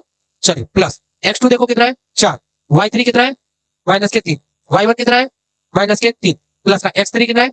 6। y1 कितना है आपका? 3। y2 कितना है आपका? k। y2 का मान है k बराबर में 0। ठीक है, चलिए सॉल्व करते हैं। तो कितना है? 2k प्लस के 6, ये माइनस के कितने हो गए? 6 और गुणा करो तो माइनस के 24, ये कितना हो जाए? प्लस का 18 और इसका गुणा करो तो माइनस के 6 के बराबर में 0। ठीक है भाई, एक बार चेक कर लेते y2 की वैल्यू सही रखी है। y1 डन है, y1 3। चलो तो इन k को उधर भेज दो। देखो कितना आया? माइनस के 4 के, देखो 18 और 6 24, 24 में से 24 घटाएंगे तो कितना आया? 0। तो 2k माइनस के 6 के बराबर में 0। तो k कितना आ गया? माइनस के 4k बराबर में 0। तो k का मान कितना आ जाएगा? 0 आएगा। k का मान कितना आ गया बेटा? 0। देखो कहां 0? 0। ठीक है, तो ये हो गया आपका आंसर। चलो नेक्स्ट क्वेश्चन देखते हैं। आपके जितने भी ऑब्जेक्टिव थे बहुविकल्पी थे वो सारे समाप्त हुए। अब है आपका खंड ब, इसको हल करेंगे। ठीक है, सारे क्वेश्चन करने। पहला क्वेश्चन देखिए भाई, 2 अंक का प्रश्न है। क्या कह रहा है? सिद्ध कीजिए √3 एक अपरिमेय संख्या है। देखो बेटा ऐसा क्वेश्चन पूछने के बहुत ज्यादा चांसेस है, तो आपको ऐसा क्वेश्चन बहुत अच्छे से तैयार करना है। डजंट मैटर √2 हो, √3 हो, √5 हो, जो भी दे रखा हो, बस आपको थोड़ा सा चेंज करना है। तो यहाँ हमें क्या करना है? इसको अपरिमेय संख्या सिद्ध करना है, तो हम इसको परिमेय मान के चलेंगे। ठीक है, आप लोगों ने पढ़ा होगा। चलिए माना, माना √3 एक परिमेय संख्या है, परिमेय संख्या है। माना √3 एक परिमेय संख्या है। जब अगर ये परिमेय संख्या है तो इसको p बटे q के रूप में लिख सकते हैं या a बटे b के। माना √3 एक परिमेय संख्या है, तब इसे a बटे b के रूप में, a बटे b के रूप में लिख सकते हैं, लिख सकते हैं। ठीक है, जहां जहां a और b, जहां a और b से अभाज्य संख्या है, से अभाज्य संख्या है, से अभाज्य संख्या है, संख्या कैसे है? से अभाज्य संख्या यानी ऐसी संख्या है जो खुद से कटे और एक से कटे और साथ साथ एक दूसरे को भी ना काटे, उन्हें बोलते हैं सहभाज्य संख्या। या ऐसा कह सकते हो कि उनका एचसीएफ कितना हो? 1 हो। ठीक है, चलो माना √3 एक परिमेय संख्या है, तब इसे a बटे b के रूप में लिख सकते हैं जहां a और b सहभाज्य संख्या। एक बात याद रखना, इसी स्टेटमेंट के ऊपर है सर का। चलो तो इसको a बटे b के रूप में लिख सकते हैं, तो √3 बराबर a बटे b। सही है। अच्छा दोनों पक्षों का वर्ग कर दो, दोनों पक्षों का वर्ग करने पर, दोनों पक्षों का वर्ग करने पर ये सवाल पहले 4 नंबर में भी पूछा जा सका है, पूछा जा चुका है। ठीक है, दोनों पक्षों का वर्ग करने पर, तो इसका वर्ग करें तो कितना है? 3। इसका वर्ग करें तो a² बटे में b²। मैं यहां से b² निकालू तो b² बराबर कितना हो जाएगा? b² बराबर में a² बटे में 3, a² बटे में 3। ठीक है, अब जरा क्वेश्चन में यहाँ इस स्टेटमेंट को ध्यान से देखिए कि a² 3 से भाज्य है। जब a² 3 से भाज्य है तो a भी कितने से भाज्य होगा बेटा? 3 से भाज्य हो जाएगा। तो लिखिए a² 3 से भाज्य है, तब a भी 3 से भाज्य होगा। जब कोई संख्या किसी नंबर से विभाजित होती है तो उसका गुणन भी होती है, तो भाज्य होगा। ठीक है, तो a बराबर क्या लिख सकते हैं हम? 3m। ठीक है, a बराबर 3m। अब इस मान को उठा करके हम यहां रखने वाले। ठीक है, चलो a का मान समीकरण 1 में रखना है, समीकरण 1 में रखने पर, समीकरण 1 में रखने पर, तो b² बराबर देखो एक ही जगह रखूंगा, एक जगह ना 3m, तो 3m का स्क्वायर बटे में 3, तो b² बराबर में ये 9m² बटे में 3 से काट देंगे तो b² तो 3m² आए। ठीक है, चलो अब मैं यहाँ से m² की वैल्यू निकालू, m², तो m² कितना हो जाएगा? m² बराबर में b² बटे में 3। अब इस स्टेटमेंट को जरा ध्यान से देखिए, b² क्या बेटा? 3 से भाज्य है, तो b भी 3 से भाज्य होगा। सेम स्टेटमेंट यहाँ लिख देंगे। ठीक है, b² 3 से भाज्य है, तब b भी 3 से भाज्य होगा, भाज्य होगा, बी भी 3 से भाज्य होगा। अच्छा एक बात सोचिए, ऊपर तो आपने बोला था कि ये भाज्य नहीं है, तो हमारा जो ऊपर माना हुई है, जो अवधारणा मानी है, वो क्या हो गई, गलत हो गई। ठीक है, तो हमारी परिकल्पना अतः अतः ए और बी को लेकर हमारी परिकल्पना गलत है। ए और बी को लेकर लेकर हमारी परिकल्पना परिकल्पना परिकल्पना जो हमने सोचा है, परिकल्पना गलत है, गलत है। अतः √3 एक अपरिमेय संख्या है। √3 एक अपरिमेय अपरिमेय संख्या है। √3 क्या एक अपरिमेय संख्या है। ठीक है भाई, चलिए उम्मीद करता हूँ क्वेश्चन आपको समझ में आ गया होगा। ये आपको इसी तरीके से क्वेश्चन पूछा जा सकता है, बस थोड़ा सा अंतर क्या दे देगा, √3 कितना है, √2 देगा, तो आपको √3 की जगह पे क्या रख देना है, 2, और जहां जहां पर 3 आया वहां पर क्या रख देना है, 2 रख देना है। ठीक है, इसको नोट डाउन कीजिए, आगे देखते हैं। नेक्स्ट क्वेश्चन देखो। हाँ भाई इसको देखो, क्वेश्चन नंबर 2 को, ये तो अभी कर लिया। अब देखिए क्या कह रहा क्वेश्चन, चलिए देखिए क्या कह रहा क्वेश्चन। क्वेश्चन में दिया है द्विघात बहुपद x² माइनस के 3 के शून्य तथा गुणांकों के बीच संबंध ज्ञात करना है। ठीक है, संबंध क्या होता है, रिलेशन क्या होता है। तो सबसे पहले देखिए ये द्विघात बहुपद है, क्या है, द्विघात बहुपद। ये क्या है, द्विघात बहुपद है। ठीक है, द्विघात बहुपद है, द्विघात बहुपद, बहुपद। ठीक है, क्या द्विघात बहुपद है, कि घात 2 है। तो सबसे पहले हम इसके मूल निकालते हैं, द्विघात समीकरण, तो x² माइनस के 3 बराबर में 0। क्लियर। अच्छा 3 को उधर भेजो तो x² बराबर कितना है बेटा, 3। एक्स बराबर निकालूंगा तो रूट में आ जाएंगे बेटा, प्लस माइनस 3। तो अल्फा का मान कितना हो गया बेटा, √3। इन मूलों को क्या बोलते हैं, और बीटा का मान कितना हो गया बेटा, माइनस के √3। जो एक्स के मान है उन्हीं को हम क्या बोलते हैं, मूल बोलते हैं, मूल बोलते हैं या शून्यक बोलते हैं, क्या बोलते हैं, मूल या शून्यक। अच्छा अगर इस समीकरण को थोड़ा सा अच्छे से फॉर्मेट में रखें, जो हमारी फॉर्मेट है द्विघात समीकरण की, तो कैसे रखें, x² प्लस में एक्स का टर्म का है तो 0x माइनस के 3 बराबर में 0। क्लियर है, की तुलना, की तुलना, इसकी तुलना किससे कर लो बेटा, ax² plus bx plus c बराबर 0 से करने पर, से करने पर a का मान कितना है भाई, देखो a की जगह कितना है, 1 है, x के साथ गुणा में कितना है, तो a बराबर 1, b बराबर कितना बेटा 0, c बराबर कितना है माइनस के 3। सही है। अच्छा तो अल्फा बीटा करके देखिए, पहले अल्फा प्लस बीटा का मान कितना आएगा, तो अल्फा बीटा का मान देखिए, अल्फा और बीटा, तो अल्फा बीटा दोनों को जोड़ेंगे कितना हो जाएगा, √3 माइनस के √3 कट जाएंगे तो कितना आ रहा है बेटा, 0 आ रहा है। ठीक है, अल्फा प्लस बीटा का मान कितना आया, 0 आया। ठीक है, अच्छा अब एक बात और देखिए, अगर मैं b अपॉन a का मान निकालू, b अपॉन a का मान, ध्यान देना, b अपॉन a का मान, तो b का मान कितना बेटा 0 बटे में a का मान 1, तो कितना आ रहा है 0, यानी इन दोनों का आंसर 0 आ रहा है, बराबर आ रहा है, तो ये दोनों आपस में क्या होंगे बेटा, बराबर में होंगे। ठीक है, माइनस लगा देगा, तो अल्फा प्लस बीटा वाला फॉर्मूला क्या हो जाएगा, माइनस के b अपॉन a, यही संबंध निकालना। ठीक है, क्लियर है। अच्छा इसी प्रकार एक चीज और देखिए, अल्फा बीटा बराबर, अल्फा कितना है भाई √3 और बीटा कितना है माइनस के √3, गुणा करेंगे बेटा कितना आएगा, अल्फा बीटा बराबर माइनस के 3। ठीक है, कोई दिक्कत, बोलो। तो अल्फा बीटा का मान कितना आ गया बेटा, माइनस के 3 आ गया। इसी प्रकार मैं क्या करूं, c अपॉन a का मान निकालू, तो c अपॉन a, c का मान कितना बेटा माइनस के 3 और a का मान कितना है 1, तो इसका मान कितना आ रहा है माइनस के 3, तो ये दोनों बराबर है, तो अल्फा बीटा बराबर कितना आ गया भाई, c अपॉन, यही संबंध हमको निकालने थे। सवाल को वापस से पढ़िए क्या कह रहा, हमें बोला है द्विघात बहुपद x² माइनस 3 के शून्यांकों और गुणांकों के बीच संबंध स्थापित कीजिए। समझ गया, तो यह संबंध अल्फा प्लस बीटा बराबर minus b upon a, alpha beta बराबर c अपॉन में a। क्लियर है, चलो भाई नेक्स्ट क्वेश्चन देखो। सारे क्वेश्चन देखिए, हाँ सभी करते हैं। तीसरा क्वेश्चन देखिए, चलो ये सिद्ध करना है। ठीक है, चलो तो LHS लेने पर कौन सा हिस्सा ले लेंगे, LHS लेने पर, लेने पर 1 प्लस सेक ए अपॉन में सेक ए। सही है, सेकियल क्या लिख सकते हैं बेटा, 1 अपॉन में कॉस ए, और यहाँ सेक की जगह रखिए तो बेटा 1 अपॉन कॉस ए। क्लियर है। अच्छा सॉर्ट आउट करेंगे तो ये एलसीएम कितना आया, कॉस ए हो जाएगा बेटा, और इसका गुणा इधर तो कितना आया, कॉस ए प्लस में 1 अपॉन में कितना आया, 1 अपॉन में कॉस ए। क्लियर है। चलिए देखो कॉस से कॉस कट जाएगा तो कितना बचा, 1 प्लस कॉस ए अपॉन में 1। देखो चाहे तो आप यहाँ छोड़ दो, दूसरी साइड को सॉल्व कर लो, और नहीं तो यहीं से यहाँ जाने का प्रयास करो। तो मैं क्या करूंगा, ऊपर व नीचे, ठीक है, ऊपर अंश व हर में, अंश व हर में 1 माइनस कॉस ए से गुणा करेंगे, 1 गुणा करेंगे तो क्या हो जाएगा जरा बताओ, ये देखो 1 माइनस के कॉस ए, सॉरी ये प्लस है, किसका गुणा करें बेटा, 1 माइनस के कॉस ए, और डिवाइड में कितना हो जाएगा 1 माइनस के कॉस ए। देखो हमारी ओवरऑल जो इक्वेशन है उसमें तो कोई प्रभाव पड़ेगा नहीं, क्योंकि ये दोनों तो वैसे ही कर सकते हैं। अच्छा ये ए प्लस बी ए माइनस बी, तो क्या आ जाएगा 1 स्क्वायर माइनस के कॉस स्क्वायर ए अपॉन में कितना हो बेटा 1 माइनस के कॉस। जरा मुझे बताओ 1 माइनस कॉस स्क्वायर क्या होता है, साइन स्क्वायर होता है, कितना होता है साइन स्क्वायर ए। अपॉन में कितना आ जाएगा 1 माइनस के कॉस। ठीक है, एज प्रूफ यही सिद्ध करना था। देखो इति सिद्ध, कोई दिक्कत बेटा, क्लियर है। नेक्स्ट देखो,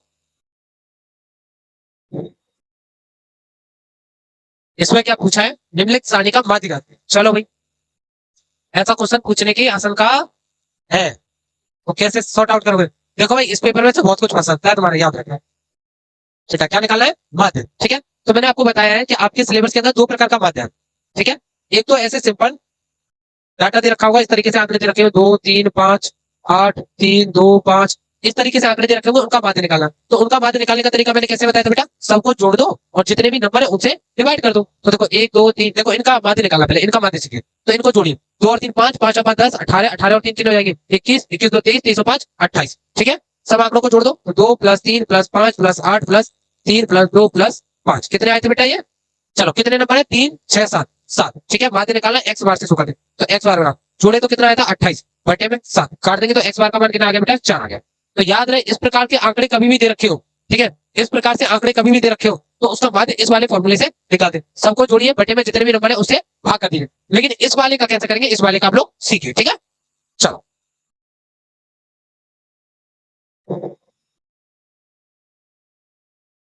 चलो देखो इस वाले को कैसे करेंगे, जो जो दे रखा है वो सब लिखेंगे। ठीक है, पहले एक सुंदर सी टेबल बना लेना।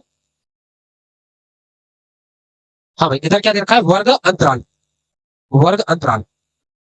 ठीक है, यहाँ बारंबारता, बारंबारता।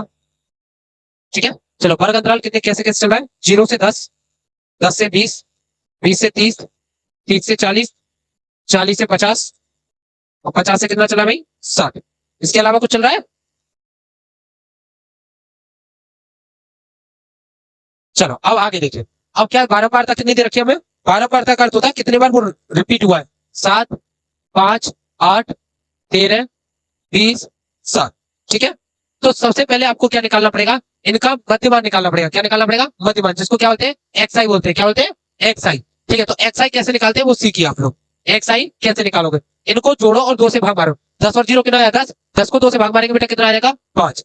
अच्छा इनको जोड़ो, कितना हो गया 30, 30 में 2 से भाग मारोगे 15। इन दोनों को जोड़ो, कितना हो गया 50, 50 में 2 से भाग मारोगे 25। इनको जोड़ो, कितना हो गया 70, 70 में भाग मारोगे 2 से 35। फिर इनको जोड़ो 90, 90 में 2 से भाग मारोगे 45। इनको जोड़ो, कितना हो गया 110, 2 से भाग मारेंगे 55।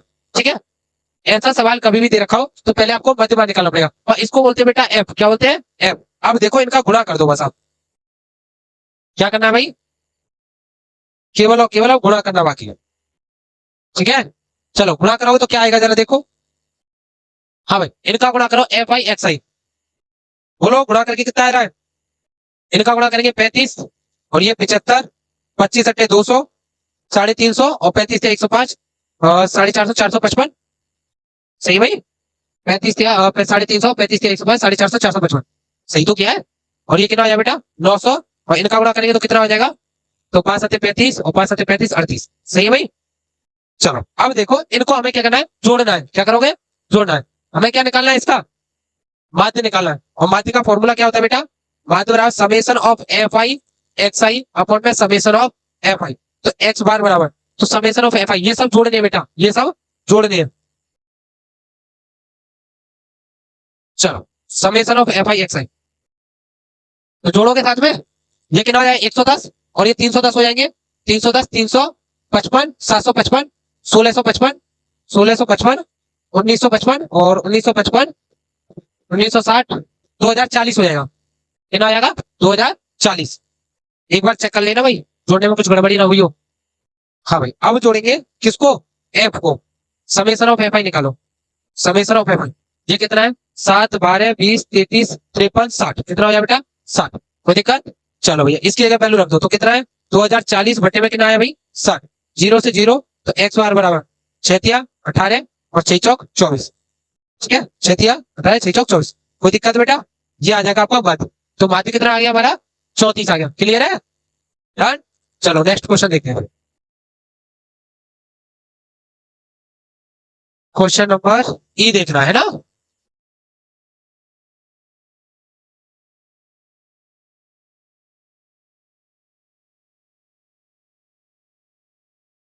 देखो क्या कह रहा है, दो घन जिनमें प्रत्येक का आयतन 1331 है, ठीक है, 1331 सेंटीमीटर क्यूब है। तो घन का आयतन कितना है बेटा, घन का आयतन 1331, ठीक है। अच्छा, सेंटीमीटर क्यूब है। भाई कह रहा है कि दो फलकों को सटाकर रखने पर प्राप्त ठोस का पृष्ठीय क्षेत्रफल ज्ञात करना है, ठीक है। तो देखो भैया, दो घन की बात की है तो घन बनाते हैं पहले। देखो एक घन ये दे दिया, ठीक है। कितने घन है बेटा, ये दो घन है, सेम इसी जैसा बनाएंगे, इसी के साइज का। देखो ऐसे सटा के रख दिए, बिल्कुल चिपका के। हाँ भाई, तो दो घनों को सटा के रख दिया। अच्छा, अब इसका पृष्ठीय क्षेत्रफल ज्ञात करना है। क्या करना है, पृष्ठीय क्षेत्रफल। तो सबसे पहले पृष्ठीय क्षेत्रफल तो तब निकालेंगे जब भुजा पता चलता है, ये सुनो। तो घन का आयतन क्या होता है, ए क्यू, ठीक है। इसकी भुजा मान लो बेटा, इसकी लंबाई, ये जो भुजा है बेटा इसकी ए है, लिख देना। माना घन की भुजा, माना घन की भुजा, घन की भुजा बराबर में ए, ठीक है बेटा। तो ए क्यू बराबर कितना हो जाएगा, 1331, और ये कितने का क्यू होता है, 11 का। तो ए क्यू बराबर कितना हो जाएगा भाई, ए क्यू बराबर में 11 का क्यू, ठीक है। तो ए का मान कितना आ गया बेटा, 11 आ गया, सही है। ए का मान कितना आ गया, 11। अब इस आकृति को देखो बेटा, इसका मतलब क्या है, ये कितना दे रखा है, ये 11 है, ठीक है। अच्छा, यहां से यहां तक कितना हो गया बेटा, 11, और यहां से यहां तक कितना हो गया, 11, और 11 11 कितना हो जाएगा, 22, ठीक है। तो ये लंबाई कितनी हो जाएगी टोटल, ये हो जाएगी 22, सही है। अच्छा मुझे ये बताओ, ये जो चौड़ाई है इसकी जो पीछे साइड में जाओगे तो ये कितनी होगी, 11 होगी, या सुनो। तो मैं ये ऐसा नहीं लग रहा ये घनाभ है, क्या है बेटा, ये क्या है, घनाभ। और घनाभ की लंबाई कितनी दे रखी है इसमें, लंबाई एल बराबर में 22, एच बराबर कितनी बेटा, 11। अच्छा, बी कितना है इसका, 11, ठीक है। तो हमें निकालना है पृष्ठीय क्षेत्रफल, ठीक है। तब तब ठोस का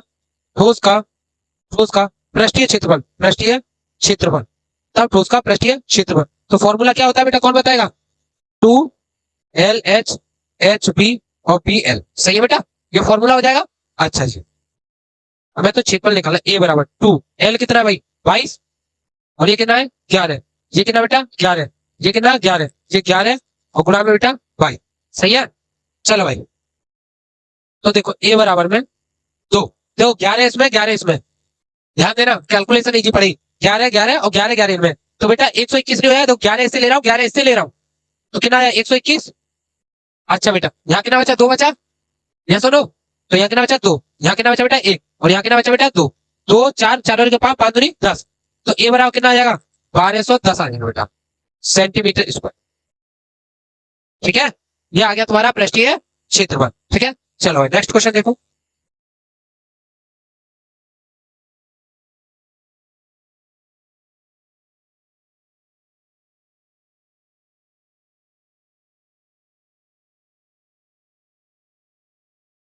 कह रहा है यदि बिंदु एक्स वाई बिंदु 3 6 और -3 4 से समदूरस्थ हो तो एक्स और वाई के बीच संबंध क्या चाहिए, ठीक है। देखो भाई क्या कह रहा है, यदि बिंदु एक्स वाई, तो मान लीजिए बिंदु ये रहा, ये वो बिंदु है, और इसके निर्देशांक क्या है बेटा, एक्स और वाई, इसके निर्देशांक कितने बेटा, एक्स और वाई। यदि बिंदु बिंदु इतने और इतने से समदूरस्थ है, समदूरस्थ यानी समान दूरी पर है, तो बेटा एक बिंदु इधर ले लो, कितना बेटा, इसके निर्देशांक कितने 3 और 6, और एक बिंदु और ले लो बेटा, इसके निर्देशांक कितने -3 और 4, सही है, क्लियर है। अच्छा, ये दूरी क्या है बेटा, इन दोनों की डिस्टेंस क्या है बेटा, बराबर है ना। चलो इसको कुछ नाम दे दो, ABC, ठीक है। प्रश्न अनुसार, प्रश्न में क्या कहा है बेटा, प्रश्न अनुसार हमसे कहा है कि AB बराबर है BC के, ये बात तो दे रखी है, बोलो। अरे कह तो रहा है इस बिंदु से समदूरस्थ है, बराबर दूरी पर है, क्लियर है। चलिए, अच्छा तो इन दोनों के बीच में क्या लगाएंगे बेटा, दूरी सूत्र लगा देंगे। तो इसको निर्देशांक बोल दो x1 y1 और x2 y2, और ये बेटा x3 y3, सही है।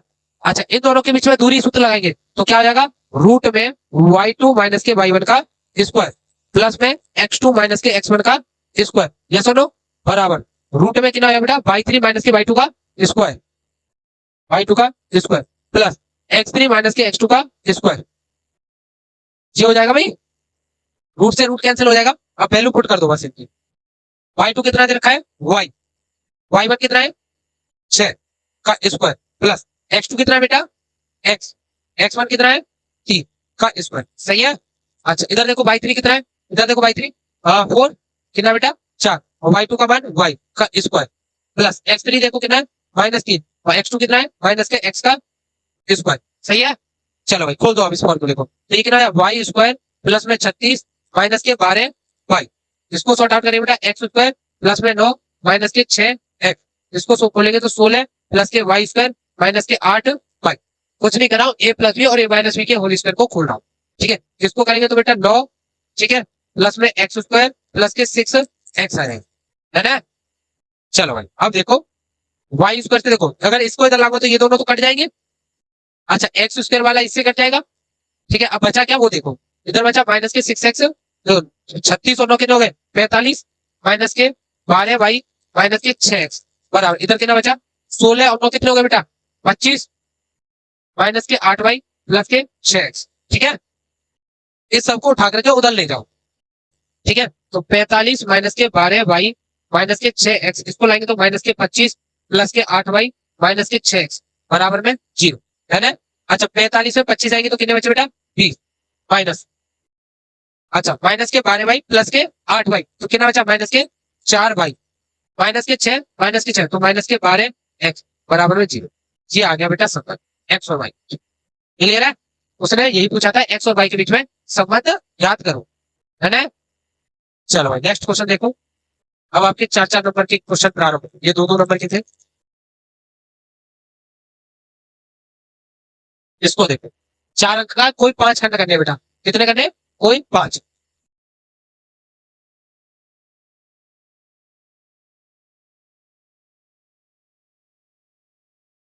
क्या कह रहा है सवाल देखो पढ़ो। तो ऐसे क्रमागत विषम धनात्मक पूर्णांक क्या थे जिनके वर्गों का योगफल कितना भाई 290। कैसे निकालने बेटा पहले तो विषम और कैसे होनी चाहिए धनात्मक। तो मान लो कि दो संख्या है विषम संख्या ठीक है।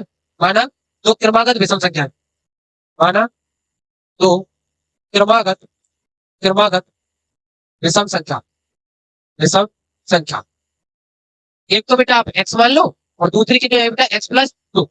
या सुनो उन्होंने बोला ना क्रमागत विषम संख्या तो मान लो पहली हो गई 3 हो गई दूसरी कितनी है 5 तो 2 जोड़ा हुआ है ना तो कौन कौन संख्या होगी बेटा x और x+2। अब क्या कह रहा है कि जिनके वर्गों का योगफल यानी इनको आप वर्ग करें और उनको जोड़े। ठीक है। प्रश्न अनुसार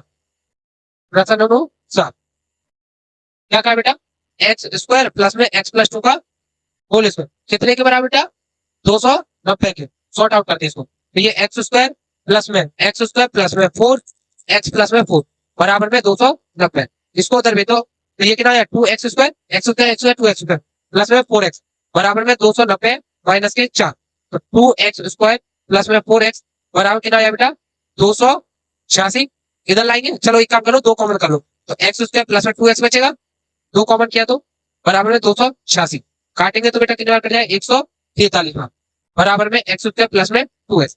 इसको उठा करके इधर ले आओ एक्स स्क्वायर प्लस में 2x माइनस के 143 बराबर में 0। ठीक है। हमें तो संख्या याद करनी है भाई क्या करनी है संख्या आपको याद करनी है तो इसके फैक्टर करेंगे तो एक्स स्क्वायर इसको कैसे तोड़ देंगे बेटा 13x माइनस के 11x माइनस के 143 बराबर में 0। फैक्टर करना सभी को आता होगा। ठीक है। चलो एक्स एक्स कॉमन कर लिया तो x प्लस 13 बचा बेटा और यहाँ से माइनस के 11 कितना बचा x प्लस के 13 बराबर में 0। क्लियर है। अच्छा भाई इसका मतलब क्या x प्लस 13 और x माइनस के 11 बराबर 0। इसका मतलब x प्लस 13 बराबर 0 है या बेटा x माइनस के 11 बराबर 0। तो x बराबर यहाँ से सॉल्व करें माइनस के 13 क्या ये संभव है कि उन्होंने तो पहले कहा धनात्मक होनी चाहिए बेटा कैसे होनी चाहिए धनात्मक। तो हम इसको क्या करते हैं नेगलेक्ट इससे तो अपने को कोई काम है नहीं। तो x का मान कितना आ गया बेटा 11। ठीक है क्या आ जाएगा बेटा 11। तो पहली संख्या कितनी होगी बेटा 11 पहली विषम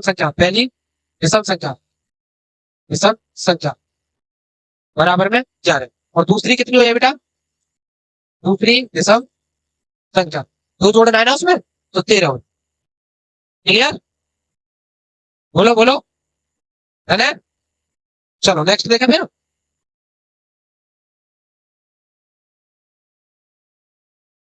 क्वेश्चन नंबर बी देखो।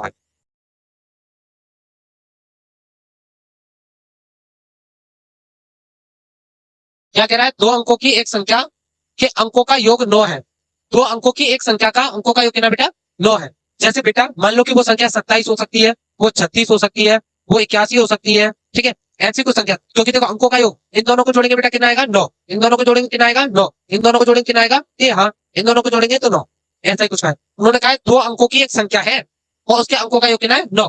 इस प्रकार 9, चलो पहले इतना ही देखते हैं। तो संख्या मान लो, माना माना संख्या, माना संख्या। बेटा 2 अंकों की संख्या है तो 2 अंकों की संख्या कैसे मानते हैं? संख्या बराबर 10x प्लस में y। सही है, जहां y क्या है इकाई का अंक और x क्या है बेटा दहाई का अंक। जहां जहां y इकाई का अंक, इकाई का अंक तथा x दहाई का अंक, x दहाई का अंक। ठीक है भाई, टेंस प्लेस है। अच्छा अब समझो बेटा, प्रश्न अनुसार क्या कह रहा है वो? प्रश्न अनुसार प्रथम स्थिति में क्या कहा उसने? प्रथम स्थिति में कहा इन्होंने अगर इसके अंकों को जोड़ दे बेटा, क्या कर दे? इसके अंकों को जोड़ दे तो x प्लस वाई बराबर कितना आएगा 9, है ना? समीकरण 1, ऐसी बात बोली है। अच्छा आगे क्या कह रहा है अब समझते हैं आराम से। तृतीय स्थिति में क्या कहा है? तृतीय स्थिति देखो क्या कहा, इस संख्या का 9 गुना। कौन सी संख्या का? ये देख, तो इस संख्या का 9 गुना 10x प्लस में y, इस संख्या का 9 गुना। सही है, अंकों को पलटने से बनी संख्या का 2 गुना, यानी अब अंकों को पलट दो तो 10y प्लस एक्स हो जाएगा। तो अंकों को पलट देंगे बेटा कितना है 10y प्लस एक्स। बताओ अंक पलट दिया, एक्स क्या वाई रख दिया, वाई की जगह एक्स रख दिया, और उसका क्या है बेटा देखो 2 गुना है। कितने गुना है बेटा? 2 गुना। सही है, चलो तो वह संख्या क्या थी तो गुणा करो भाई, 90x प्लस के 9y बराबर में 20y प्लस के 2x। सही है, x को इधर उठा ला बेटा और y को उधर ले आओ, तो इसको लाएंगे तो 90x माइनस के 2x बराबर में 20y माइनस के 9y। अच्छा ये कितना आया बेटा 88x बराबर में बेटा 11y, काट देंगे तो कितना आया 8x।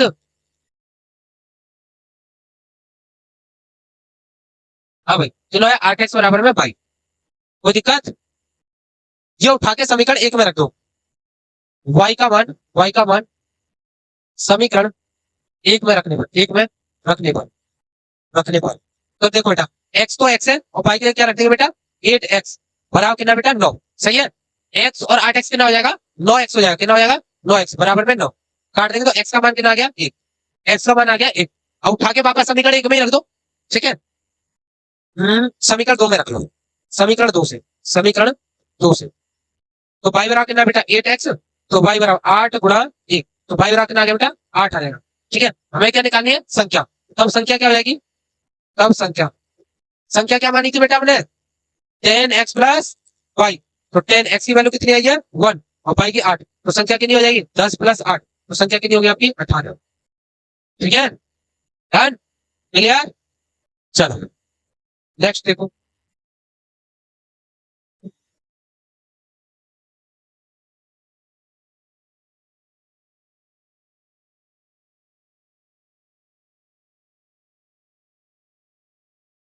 देखो भाई दी गई आकृति में ओ ए मल्टीप्लाई बाई ओ सी, तो ओ A multiply by O B बराबर ओ सी गुणा ओ डी।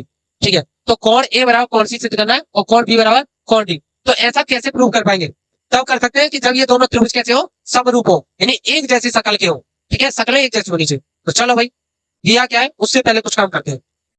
दिया है देखो भाई क्या दे रखा है ओ A multiply by O B बराबर में ओ C multiply by O D. तो देखो इसको थोड़ा रीअरेंज कर लेते हैं। ठीक है, उन्हें व्यवस्थित करने पर, उन्हें व्यवस्थित करने पर, इनको व्यवस्थित कर लो जरा थोड़ा सा।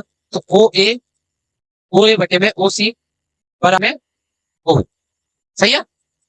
अच्छा अब देखिए इसमें, तो ऐसा नहीं लग रहा देखो ये वाले त्रिभुज की ये वाली भुजा ओ ए बटे में ओ सी, ठीक है, इसी प्रकार ओ डी बटे में ओ बी, तो इनकी संगत भुजाओं का अनुपात बराबर नहीं दिख रहा है आपको? क्लियर दिख रहा है? संगत भुजाओं का अनुपात क्या बेटा बराबर है। तब त्रिभुज, त्रिभुज किससे काम करें बेटा ए ओ डी तथा त्रिभुज, त्रिभुज सी ओ बी से, सी ओ बी बेटा दोनों त्रिभुज से काम करें तो A O D, angle A O D बराबर में angle C O B, C O B. बताओ ये दोनों कोण आपस में बराबर होंगे नहीं, क्योंकि खोपड़ी से खोपड़ी भिड़ा के बैठे, तो जिसको क्या बोलते हैं शीर्षाभिमुख कोण बोलते हैं। क्या बोलते हैं शीर्षाभिमुख कोण। जो रीजन दोगे बेटा शीर्षाभिमुख कोण, शीर्षाभिमुख कोण क्या हो जाएगा बेटा शीर्षाभिमुख कोण। सही है।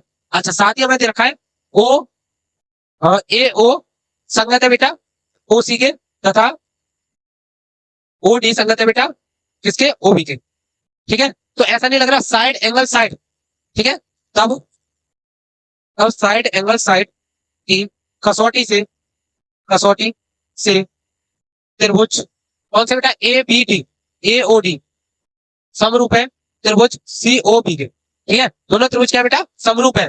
तब क्या बोल सकते हैं जब समरूप है एक जैसी शक्ल के तो कोण बराबर ना होंगे, तब बोल दो बेटा एंगल ए बराबर में एंगल सी तथा एंगल बी बराबर में एंगल बी, जी प्रूव करता हूं, जो कि हमारा प्रूव हो चुका। डन, बोलो बोलो। चलो नेक्स्ट देखते हैं क्वेश्चन नंबर डी। क्या कह रहा है क्वेश्चन नंबर डी।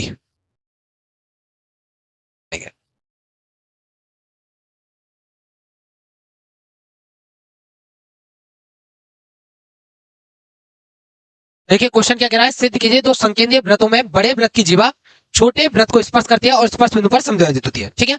तो सबसे पहले समझिए कि यहाँ पर संकेंद्रीय वृत्त क्या होते हैं। ऐसे वृत्त जिनका केंद्र एक हो उन वृत्तों को बोलते हैं संकेंद्रीय वृत्त, ठीक है। तो देखिए क्वेश्चन में क्या कहा है, दो वृत्त, एक वृत्त ये बना लिया हमने और ये दूसरा वृत्त, दो वृत्तों की चर्चा की है, दो वृत्त बना लिए, ठीक है।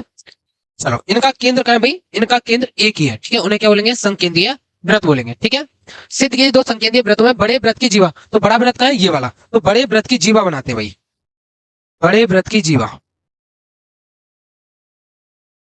ये बना ली बड़े वृत्त की जीवा, ठीक है। स्पर्श बिंदु पर समद्विभाजित होती है, तो स्पर्श बिंदु कहाँ है भाई, देखो छोटे वृत्त का स्पर्श बिंदु, तो छोटे वृत्त का स्पर्श बिंदु ये रहा, यहाँ पर क्या है ये समद्विभाजित होती है, यानी इसका इसकी वैल्यू और इसकी वैल्यू क्या है बराबर है, यानी माप बराबर है, तो इसका कुछ नाम दे लो ए बी सी, तो इसका मतलब क्या है ए बी और बी सी क्या है दोनों बराबर है, ये हमें सिद्ध करना है, ठीक है भाई।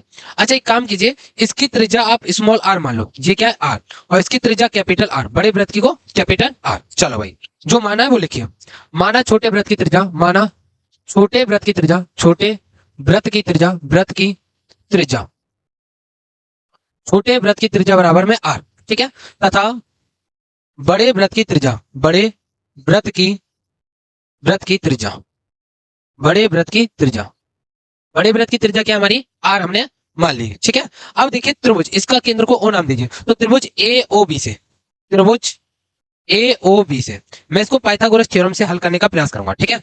पाइथागोरस प्रमेय लगा दो, पाइथागोरस प्रमेय से तो क्या हो जाएगी पाइथागोरस प्रमेय, ठीक है। देखिए ओ ए का स्क्वायर, ओ ए का स्क्वायर बराबर है ओ बी का स्क्वायर, ओ बी का स्क्वायर प्लस में ए बी का स्क्वायर, ठीक है जी।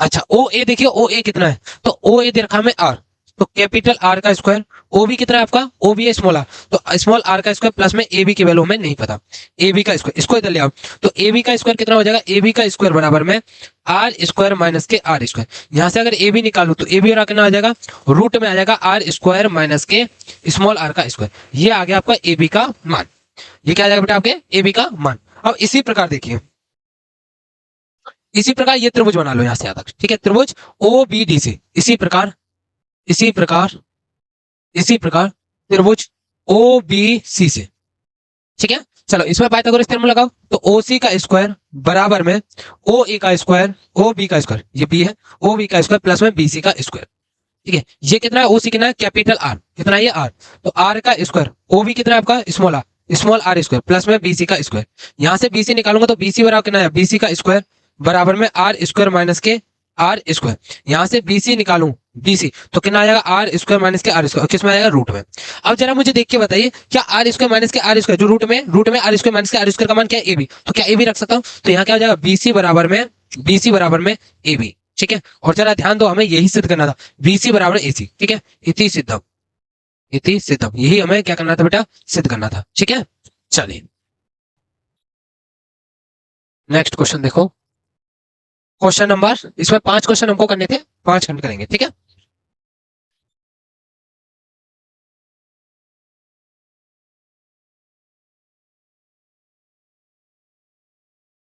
देखिए क्या कह रहा है, एक थैले में 3 नीली गेंद है और 2 सफेद गेंद है, 4 लाल गेंद है, ठीक है। तो नीली गेंद है कितनी है, नीली गेंद है इसको एन ई से शो कर दो, कितनी है भाई 3, ठीक है। सफेद गेंद है कितनी है, सफेद गेंद है इसको एफ से शो कर दो, कितनी है 2, लाल गेंद कितनी है, लाल गेंद है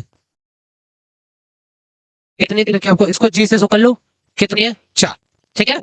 अच्छा भाई यदि एक थैले के अंदर इतनी सारी गेंद है तो कुल गेंद कितनी हुई, थैले में कुल गेंद है, थैले में कुल गेंद है, कुल गेंद, इसको एन एस से शो कर लो, कितनी है 6 9, टोटल गेंद है 9।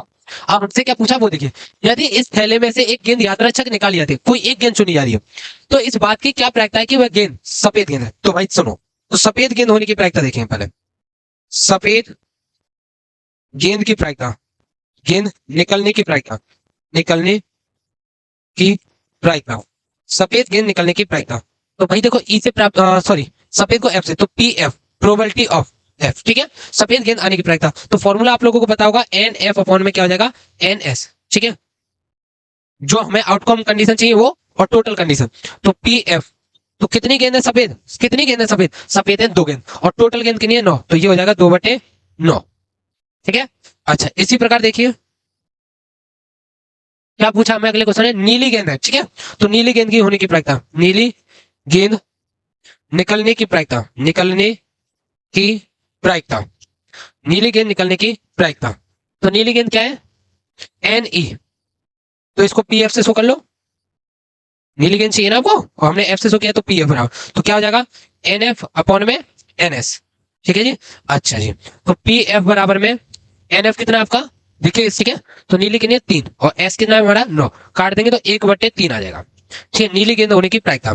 आगे हमें क्या पूछा ये देखिए सवाल में, आगे हमसे कह रहा है कि गेंद कैसे होनी चाहिए, लाल होनी चाहिए, तो लाल गेंद प्राप्त होने की प्रायिकता, लाल गेंद निकलने की प्रायिकता, निकलने की प्रायिकता, लाल गेंद निकलने की प्रायिकता।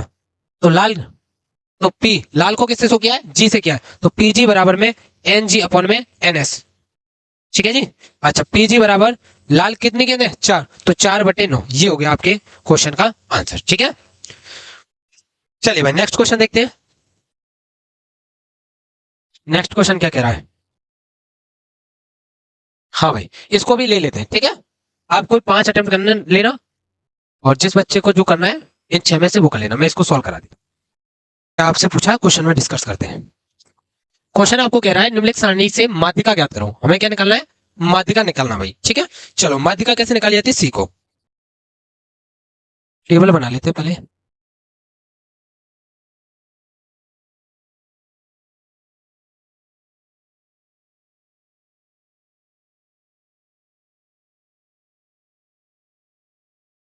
इधर क्या आपका वर्ग अंतराल, यहाँ वर्ग अंतराल लेना है आपको, यहाँ आपकी बारंबारता, और यहाँ रखते हैं संचय बारंबारता, संचय बारंबारता। अब ये कैसे निकाली जाती है अभी सिखाएंगे, ठीक है। इसको सी एफ पढ़ते हैं बेटा, क्या पढ़ते हैं सी एफ। देखो ये 0 से 10, 10 से 20, 20 से 30, 30 से 40, 40 से 50 और 50 से 60, ठीक है। अच्छा बारंबारता 7 4 2 2 3 2, ये दे रखे आपकी बारंबारता, ठीक है। अब संचय बारंबारता कैसे निकालते हैं, इसको एच इट लिख दो, 7 और 4 कितने हो गए 11, 11 और 2 कितने हो जाएंगे 13, 13 और 2 कितने हो जाएंगे 15, 15 और 3 कितने हो जाएंगे 18, 18 2 कितने हो जाएंगे 20, ये आ गया आपका एन का मान, इसे पढ़ते हैं हम एन, ठीक है। तो आपको पता है n/2 करते हैं, तो n/2 कितना आ रहा है, तो 20/2, तो ये कितना हो जाएगा 10 हो जाएगा, ठीक है, कितना हो जाएगा 10। अब जरा हमें f देखना है, f कहाँ आएगा, ठीक है। तो देखो संचय बारंबारता इनके बीच में आएगा 10 कहीं, तो ये हो जाएगा हमारा f का मान, ये क्या हो जाएगा हमारा f, और ये क्या हो जाएगा हमारा CF हो जाएगा, ठीक है, जिसकी हमको जरूरत पड़ने वाली है। चलो भाई आगे देखिए। अच्छा माध्यिका का फॉर्मूला क्या, पहले ये जानो, माध्यिका का फॉर्मूला होता है आपका, माध्यिका, माध्यिका बराबर में L प्लस में n/2 माइनस के CF गुणा में H बटे में F, ये आपका फॉर्मूला। अब समस्या क्या है कि सर L नहीं पता, CF नहीं पता, H नहीं पता, F नहीं पता, तो भाई कौन कौन से C हैं जरा सीखो। देखो ये हमारा वर्ग अंतराल, ठीक है, तो इसमें ये जो होता है ये हमारा L, तो L कितना है 10, ठीक है। अच्छा H निकालना, इन दोनों में डिफरेंस कितने का है, डिफरेंस देखो H, तो 20 माइनस के 10, तो कितने का अंतर है 10, F क्या निकाला आपने 4, अच्छा CF कितना है, CF हमारा 7, चलो पुट कर दो उसमें आंसर आ जाएगा आपका। माध्यिका, माध्यिका बराबर में L कितना है आपका, L कितना निकाला है 10, n/2 की वैल्यू कितनी है 10, और CF कितना हमारा 7, और F कितना आपका 4, और गुणा में कितना हो जाएगा ये हो जाएगा 10, H का मान 10 है। चलिए तो 10 प्लस ये कितना बचा 3, 3 का गुणा करूंगा 10 में तो कितना आ जाएगा 7, और 7 से भाग, चलो पहले 1 मिनट 30 हो जाएगा, 30/4, ठीक है, सॉल्व करोगे तो ये 7.5 बार कट जाएगा। ठीक है, कितने बार कट जाएगा? 7.5 बार, और जोड़ूंगा तो कितना आ जाएगा? 17.5। ये आ जाएगा आपका माध्यिका का मान। ठीक है, आपको इनमें से कोई 5 क्वेश्चन करने थे, मैंने आपको पूरे करा दिए। चेक। ठीक है, चलो नेक्स्ट देखते हैं। पहले इसको देखते हैं। अच्छा क्वेश्चन है, डायग्राम आपको बना के दिया है, इससे सुंदर बात क्या होगी? देखिए भाई क्या कह रहा है क्वेश्चन। चलिए भाई, एक बेलनाकार गिलास का अंतर्व्यास 5 सेंटीमीटर है। यह गिलास दे रखा है, इसका अंतर्व्यास कितना है? 5 सेंटीमीटर। तो इसकी त्रिज्या निकालो, गिलास की त्रिज्या, गिलास की त्रिज्या, गिलास की त्रिज्या। तो त्रिज्या क्या होती है? व्यास की आधी होती है। तो कितना आया? 5/2 सेंटीमीटर दे रखा है। हाँ, सेंटीमीटर दे रखा है। तो ये आ गई गिलास की त्रिज्या। अच्छा, परंतु गिलास के निचले आधार में एक बराबर त्रिज्या का उभरा हुआ अर्धगोला रखा है, ये रहा। तो अर्धगोले की त्रिज्या कितनी है? अर्धगोले की त्रिज्या, अर्धगोले की त्रिज्या, गोले की त्रिज्या, अर्धगोले की त्रिज्या कितनी है भाई? त्रिज्या भी 5/2 हो जाएगी सेंटीमीटर। ठीक है, आगे पढ़ो। जिससे गिलास की धारिता कम हो जाती है, बिल्कुल कम हो जाएगी। यदि गिलास की ऊंचाई 10 सेंटीमीटर है, ऊंचाई कितनी है गिलास की ऊंचाई? गिलास की ऊंचाई बराबर में 10 सेंटीमीटर, गिलास की ऊंचाई है 10 सेंटीमीटर। ठीक है, तो गिलास की आवासीय धारिता तथा वास्तविक धारिता, तो आवासीय कौन सी होगी? जो हमें लगेगा कि इसके अंदर कितना पानी आ सकता है। अगर देखो गिलास हमारे सामने रखा है, तो गिलास की ऊंचाई और उसकी त्रिज्या देख के हमें लगेगा इसमें इतना पानी आएगा, चाहे उसके अंदर कुछ भी भरा हो। ठीक है, तो आपको ऐसा आभास हो रहा है कि उसके आयतन के बराबर पानी आएगा, तो वो हो जाएगी आवासीय आवासीय धारिता। तो धारिता का मतलब क्या है? धारिता का अर्थ होता है आयतन से। ठीक है, तो हमें क्या निकालना है? गिलास का वास्तविक आयतन, आयतन निकालना है। चलो भाई, गिलास की आवासीय आवासीय धारिता या आयतन, धारिता या इसी को आप क्या बोलेंगे भाई? आयतन बोलेंगे। ठीक है, ये कितना हो जाएगा? अच्छा, गिलास का आयतन कितना होता है? पाई आर स्क्वायर एच। ठीक है, तो पाई की वैल्यू 3.14। ठीक है, और आपका आर कितना है?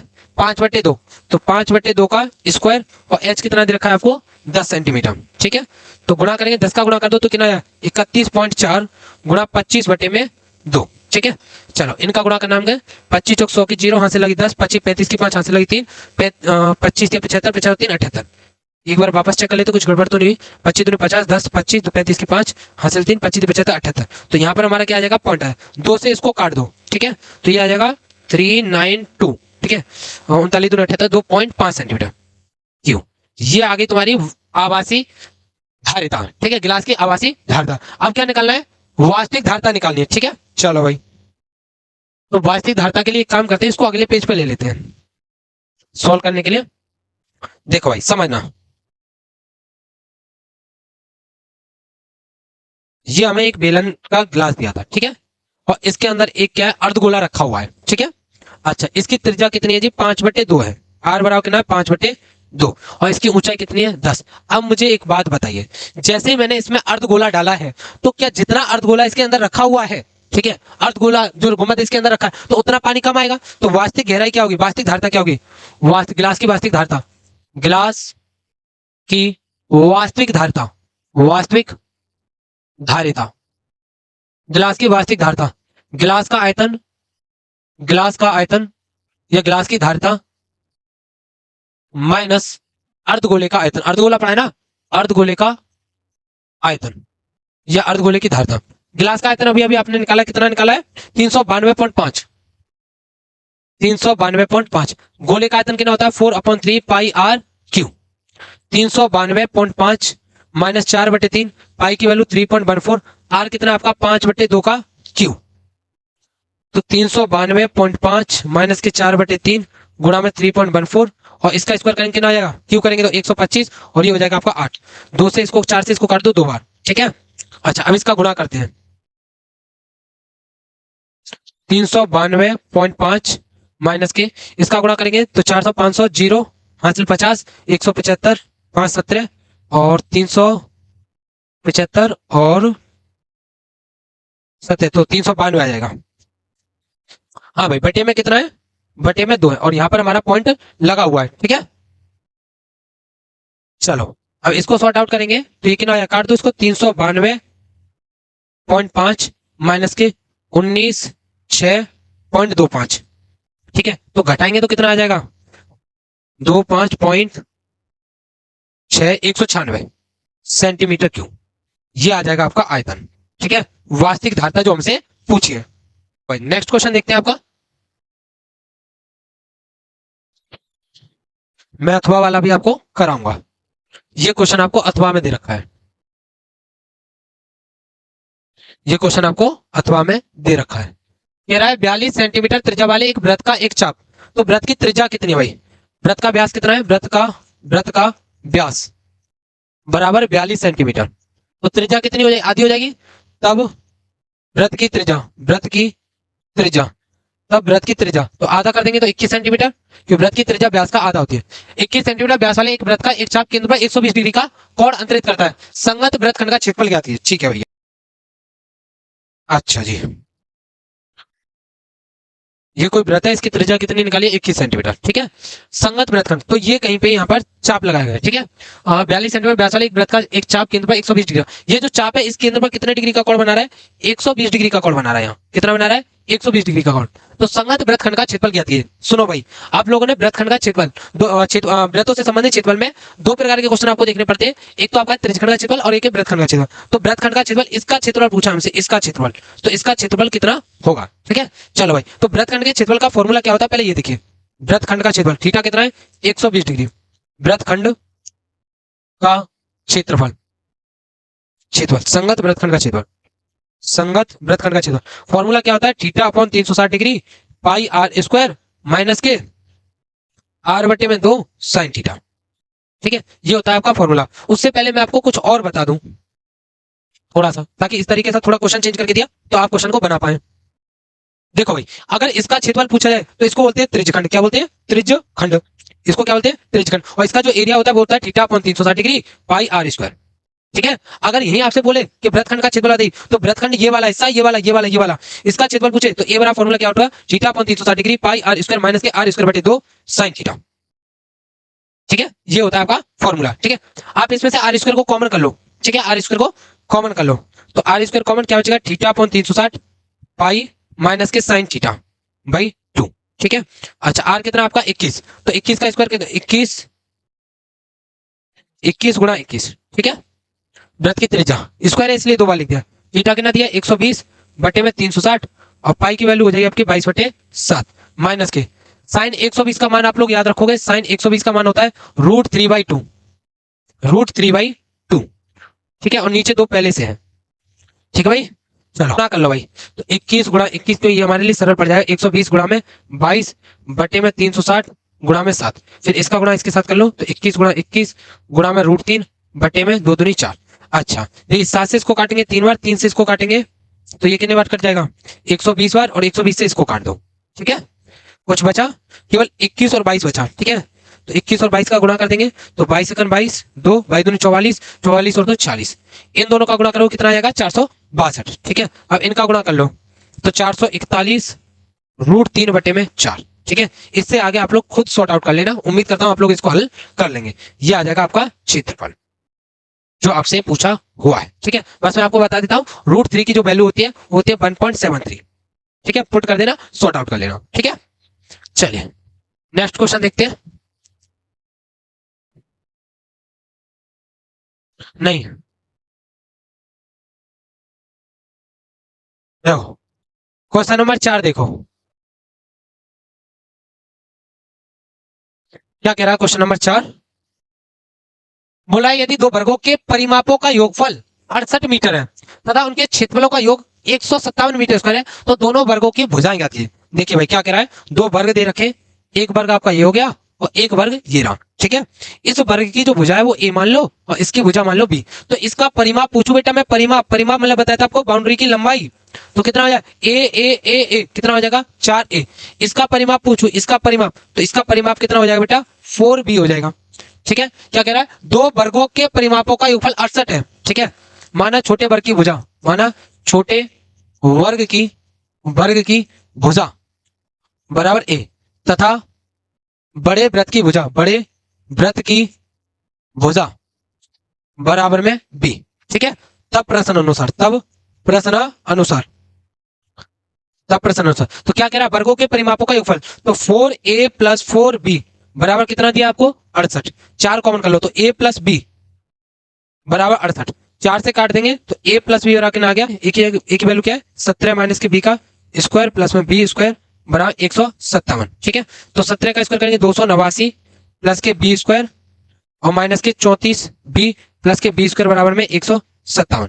तो b स्क्वायर माइनस के 34 b 157 के दलाई है। ठीक है, तो कितना आया 289 में से कितने को हटाएंगे 157 को बराबर में 0। ठीक है जी, चलो छोटी सी गड़बड़ी ना पूरा सवाल का आंसर गलत करवा दिया।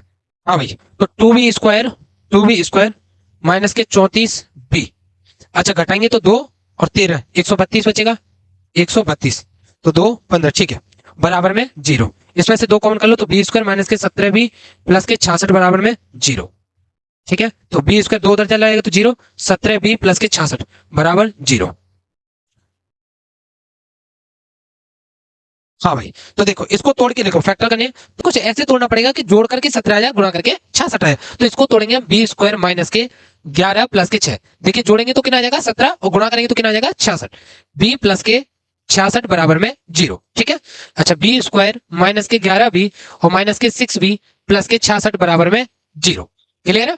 अब देखिए इन दोनों में क्या कॉमन है उसको कॉमन आउट कर लो, बी कॉमन आ जाएगा तो बी माइनस के ये कितना हो जाएगा 11, इसमें से 6 कॉमन कर लीजिए तो माइनस के 6 कॉमन किया तो बी माइनस के कितना हो जाएगा 11 बराबर में 0। ठीक है, अच्छा ये कितना हो जाएगा बी माइनस के 11 और क्या आ जाएगा बी माइनस के 6 बराबर में 0। Is it clear. अच्छा इसका मतलब क्या होता है, इसका मतलब है बी माइनस के 11 बराबर 0 है या बी माइनस के 6 बराबर 0 है। ऐसा क्यों, क्योंकि दो संख्याओं का गुणा करके 0 आ रहा है, तो गुणा करके तो 0 तभी आ सकता है उनमें से कोई एक संख्या 0 रही हो। ठीक है, इसीलिए मैंने यह शब्द प्रयोग किया। अब देखिए तो यहां से अगर b की वैल्यू निकालू तो b बराबर 11 या b बराबर कितना हो जाएगा 6 हो जाएगा। ठीक है, अच्छा इसका मतलब हमारे b की वैल्यू कितनी है, बड़े वर्ग की भुजा आई है 11। ठीक है, तो बड़े वर्ग की भुजा, बड़े वर्ग की भुजा, बड़े वर्ग की भुजा कितनी आ गई बेटा 11 आ गई। अब आपको निकालनी है छोटे वर्ग की भुजा, तो छोटे वर्ग की भुजा क्या है a बराबर 17 माइनस के b। छोटे वर्ग की भुजा, छोटे वर्ग की भुजा तो कितनी है 17 माइनस के b, तो 17 b की वैल्यू कितनी है 11, तो कितना हो जाए 6। तो छोटे वर्ग की भुजा कितनी आ गई बेटा, छोटे वर्ग की भुजा आ गई हमारी 6 और बड़े वर्ग की भुजा कितनी आ गई 11। चलो नेक्स्ट क्वेश्चन देखो।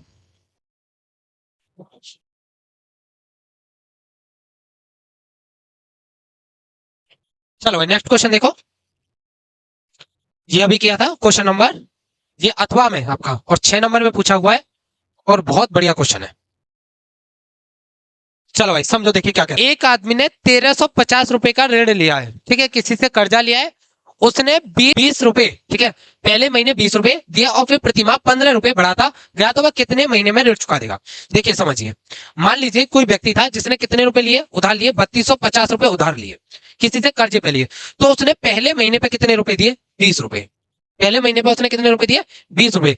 अगला महीना जैसे ही हुआ तो उसने कहा 20 रुपए दिए, प्रति माह कितने रुपए बढ़ाता गया 15, तो 20 और 15 कितने हो जाएंगे 35, तो अगले महीने पे कितने दिए 15, फिर उसने 15 रुपए बढ़ा दिए तो कितने हो जाएंगे 50, फिर उसने 15 रुपए बढ़ा दिए तो कितना रुपया देना पड़ेगा 65, फिर उसने 15 रुपए बढ़ाए इस प्रकार 70, तो इस प्रकार से वो पैसे देता रहा है। तो आपको ये अगर देख करके ऐसा नहीं लग रहा है ये कुछ एपी है, समांतर श्रेणी, अर्थमेटिक प्रोग्रेशन। ठीक है, अच्छा एक आदमी ने 3250 रुपए का ऋण लिया है तो सबको जोड़ेंगे, टोटल रुपया कितना लिया है एस एन, टोटल रुपया लिया उसने 3250, कुल पैसा कितना लिया 3250। तो इस व्यक्ति को जो जिसने लिया पैसा उसको कितने रुपए लौटाने 3250, तो इन सबको जोड़ करके कितना आना चाहिए 3250। तो कह रहा है कि वह कितने महीने में ऋण चुका पाएगा, तो तुमसे महीना पूछे कितने महीने। ठीक है, तो कितने महीने, चलो भैया तो फॉर्मूला क्या होता है आपके समेशन का, एस एन बराबर में एन बटे में 2 a1 प्लस में एन माइनस के 1 डी।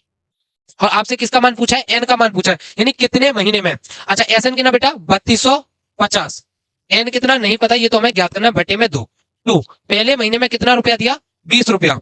ठीक है, एन हमें नहीं पता तो एन माइनस के 1, डी कितना है बेटा आपका, कितने का अंतर चला है 15 का अंतर चला है तो 15। ठीक है, चलिए अब इसको सॉर्ट आउट करें, इसका गुणा इधर करेंगे तो 32 दूनी 64 और 100 कितना हो जाएगा 65 हो जाएगा, तो टोटल कितना हो जाएगा इसका गुणा करेंगे तो 6500, कितना हो जाएगा 6500। ठीक है, अच्छा जी देखो ये कितना हो गया 40, तो एन अंदर हो गया हमारा 40, अच्छा 15 का गुणा करेंगे कितना हो जाएगा 15 एन और माइनस के 15।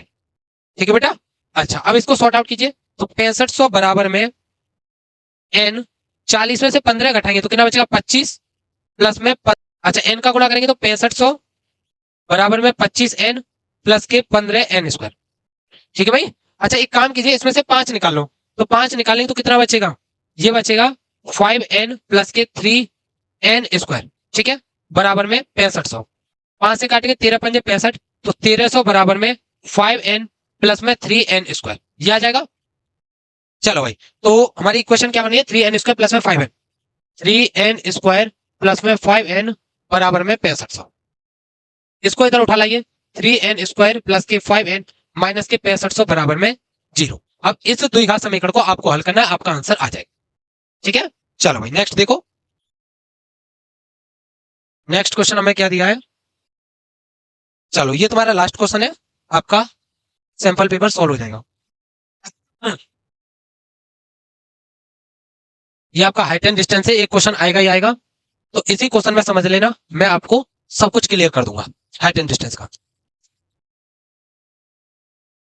हाँ भाई देखो क्या कह रहा है क्वेश्चन,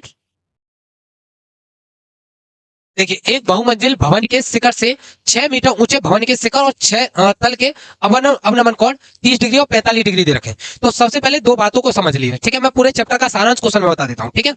देखिए आपकी आंख यहाँ है, ये आपकी आंख है, ये आपकी दृष्टि रेखा बोली जाएगी, ठीक है, ये क्या बोली जाएगी, आपकी दृष्टि रेखा, ठीक है, ये क्या बोलेंगे, दृष्टि रेखा। जैसे मैं हूं, मैं सामने देखूं तो ये क्या हो जाएगी, मेरी दृष्टि रेखा हो जाएगी। इसको इसे ऊपर देखूंगा, जैसे मैंने खोपड़ी को ऊपर किया तो ये जो उठना हुआ इसे बोलेंगे उन्नयन कोण। और जैसे मैं किसी नीचे देखूंगा, जैसे कोई चींटी आ रही है, जैसे कोई चींटी आ रही है, तो वो चींटी आती है तो मेरे को नीचे देखना पड़ेगा, मेरे को अपना सर नीचे करना पड़ा, तो इसे क्या बोलेंगे, अवनमन कोण। तो जैसे अगर बेटा कोई ऊपर की वस्तु मेरे को देखनी है तो ये वाला जो कोण है इसको बोलेंगे उन्नयन कोण, उन्नयन कोण, ठीक है।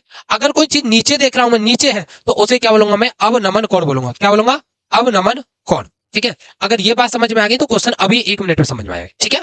चलो भाई इसको साइड में रख देते हैं। चलो भाई सवाल देखते हैं, सवाल क्या कह रहा है। एक बहुमंजिल भवन के शिखर से, बहुमंजिल यानी जिसमें कई सारी इमारत है, कोई बहुमंजिल इमारत है, ठीक है, और एक बहुमंजिल भवन के शिखर से, शिखर आता है खोपड़ी, इसकी खोपड़ी से, शिखर से 6 मीटर ऊंचे भवन के शिखर। अच्छा एक चीज बताइए, कोई भवन है वो कितना है, 6 मीटर ऊंचा, तो उसका शिखर कब दिखेगा, वो उससे छोटा हो, तो यहाँ वो भवन हमारा ये रहा, ठीक है, ये वो भवन कितना मीटर ऊंचा है, 6 मीटर ऊंचा है, 6 मीटर ऊंचे भवन को, ठीक है, 6 मीटर ऊंचे भवन के शिखर, लो भैया शिखर, तो दृष्टि रेखा ये हो जाएगी हमारी, तो ये कितने डिग्री का कोण बना रहा है, 30 डिग्री का कोण, ठीक है। आगे क्या रखा है, और तल, तल मतलब कि पैर, तल को 45 डिग्री कोण पर, तो ये कितना हो जाएगा हमारा, 45 डिग्री हो जाएगा, ठीक है। अच्छा बहुमंजिल भवन की ऊंचाई, ये भवन की ऊंचाई निकालनी है और भवनों के बीच की दूरी, इसको मान लो बेटा x। अब देखो यहीं पे अगर मैं इसको यहां मिला दूं तो ये कितना होगा, देखिए ये 30 है तो ये 30 हो जाएगा और ये कितना हो जाएगा, 45, ठीक है। जिस बच्चे को कोई कंफ्यूजन हो तो उसके लिए सलाह है बेटा, जहां से जिस बिंदु को देखो, ठीक है, जितने डिग्री का दिखे वहां बैठ करके उतनी डिग्री बना दिया। यहां से हमने इसको देखा 30 डिग्री बना था इसलिए 30 लिख दिया, यहां से इस बिंदु को देखा 45 डिग्री दिखा तो 45 बना दिया, ठीक है। अब हमें क्या निकालना है, इसकी हाइट निकालनी है एक तो बोल दीजिए, माना बहुमंजिल, बहुमंजिल इमारत की लंबाई, बहुमंजिल भवन की लंबाई, भवन की ऊंचाई, ऊंचाई मान लीजिए बेटा कैपिटल एच, ठीक है, हमने क्या मान ली, इसकी एच मान ली। अब देखिए भाई इसका कुछ नामकरण भी कर लेते हैं, A B C D E, जिस त्रिभुज पे आप फोकस करोगे केवल उसी पे ध्यान दोगे, ठीक है।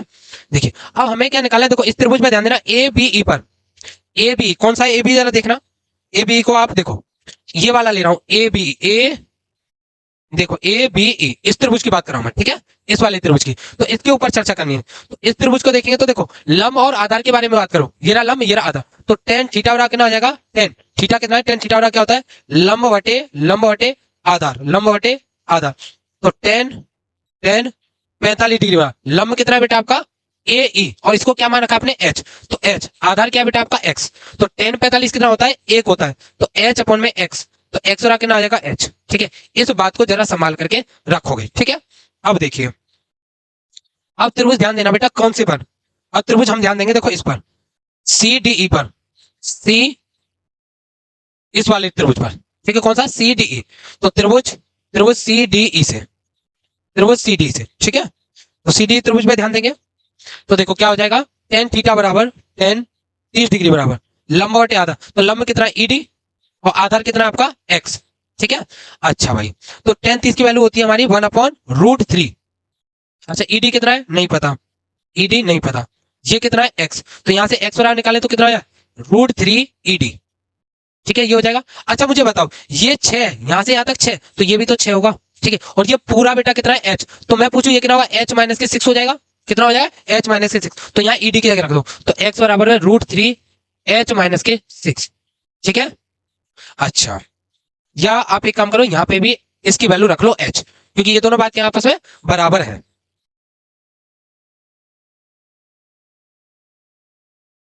चलिए भाई, तो h इसका गुणा करो कितना हो जाएगा, √3 h और माइनस के 6 √3, इसको इधर ले आओ, h को इधर ले आओ, तो √3 h माइनस के h बराबर है 6 √3, h कॉमन करूंगा तो √3 माइनस के 1 बराबर है 6 √3।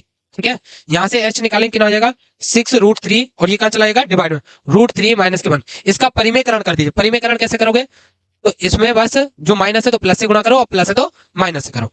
h बराबर में तो 6 √3 प्लस में 1, ये कितना है, a माइनस बी और a प्लस बी, तो ये तुम्हें फॉर्मूला बनता दिख रहा होगा, a स्क्वायर माइनस के बी स्क्वायर, तो ये कितना है, √3 का स्क्वायर माइनस के 1 का स्क्वायर। ठीक है, चलिए, तो h बराबर कितना हो जाएगा, 6 √3 और √3 माइनस के 1। ठीक है, ये कितना है, 3, और 3 में से घटेंगे तो 2, 2 से इसको काट दो 3 बार, तो h बराबर 3 √3 माइनस के 1, ये हो जाएगा आपका आंसर।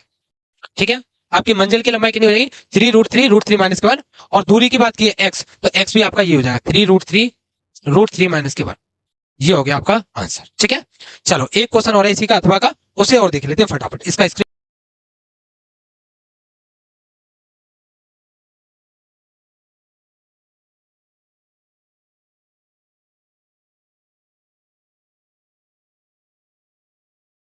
नहीं भाई,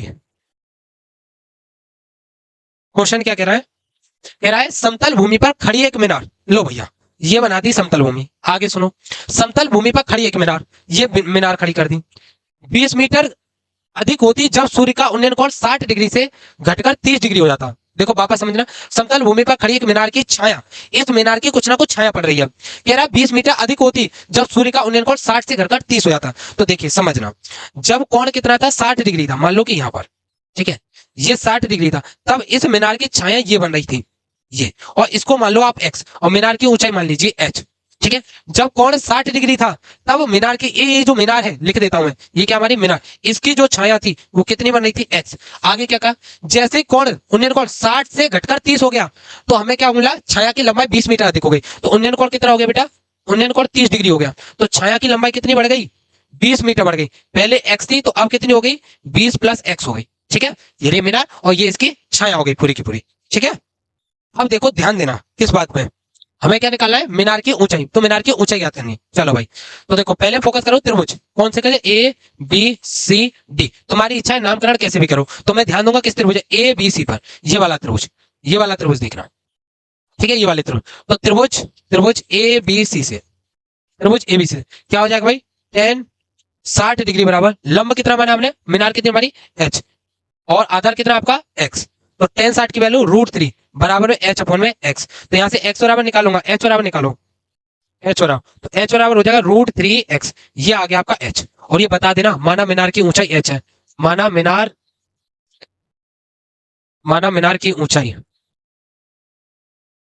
बराबर में h। ठीक है, चलो आगे देखो, अब त्रिभुज किस पर ध्यान दोगे, त्रिभुज किस पर, बी सी डी पर, कंप्लीट त्रिभुज पर ध्यान दो, त्रिभुज बी सी डी, ये पूरा का पूरा ट्रायंगल ले रहा हूं मैं। ठीक है, तो त्रिभुज बी सी डी से कितना है, 10 30 बराबर, तो h अपॉन में कितना हो जाएगा, देखो ये पूरी लंबाई देखना बेटा, यहां से आता 20 और ये x, तो कितना हो जाएगा 20 प्लस x, 10 30 की वैल्यू 1 अपॉन √3 बराबर है, h का मान कितना है, √3x अपॉन में 20 प्लस x।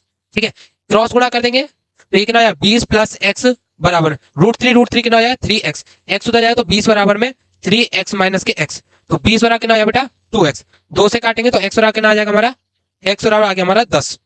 ठीक है, तो x कितना आ जाएगा 10, तो यानी मीनार की जो पहले छाया थी वो कितनी थी 10, वो नहीं फाइंड आउट करना, हमें तो मीनार की ऊंचाई ज्ञात करनी। तो जरा ये बताओ h यहां से नहीं निकाल सकते, तो देखो भैया,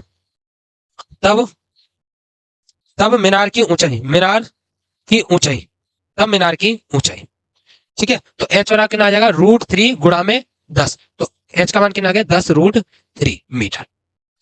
ठीक है, ये होगी तुम्हारी मीनार की ऊंचाई। ठीक है, इसका फटाफट स्क्रीनशॉट लो। चलिए भाई, तो उम्मीद करता हूं आप लोगों ने ये जो आपका सैंपल पेपर था इसको एंजॉय किया होगा और बहुत अच्छे से कंसेप्टों को समझा होगा। तो चलिए बच्चों, एक नए सैंपल पेपर के साथ में नेक्स्ट वीडियो में मुलाकात होगी। जय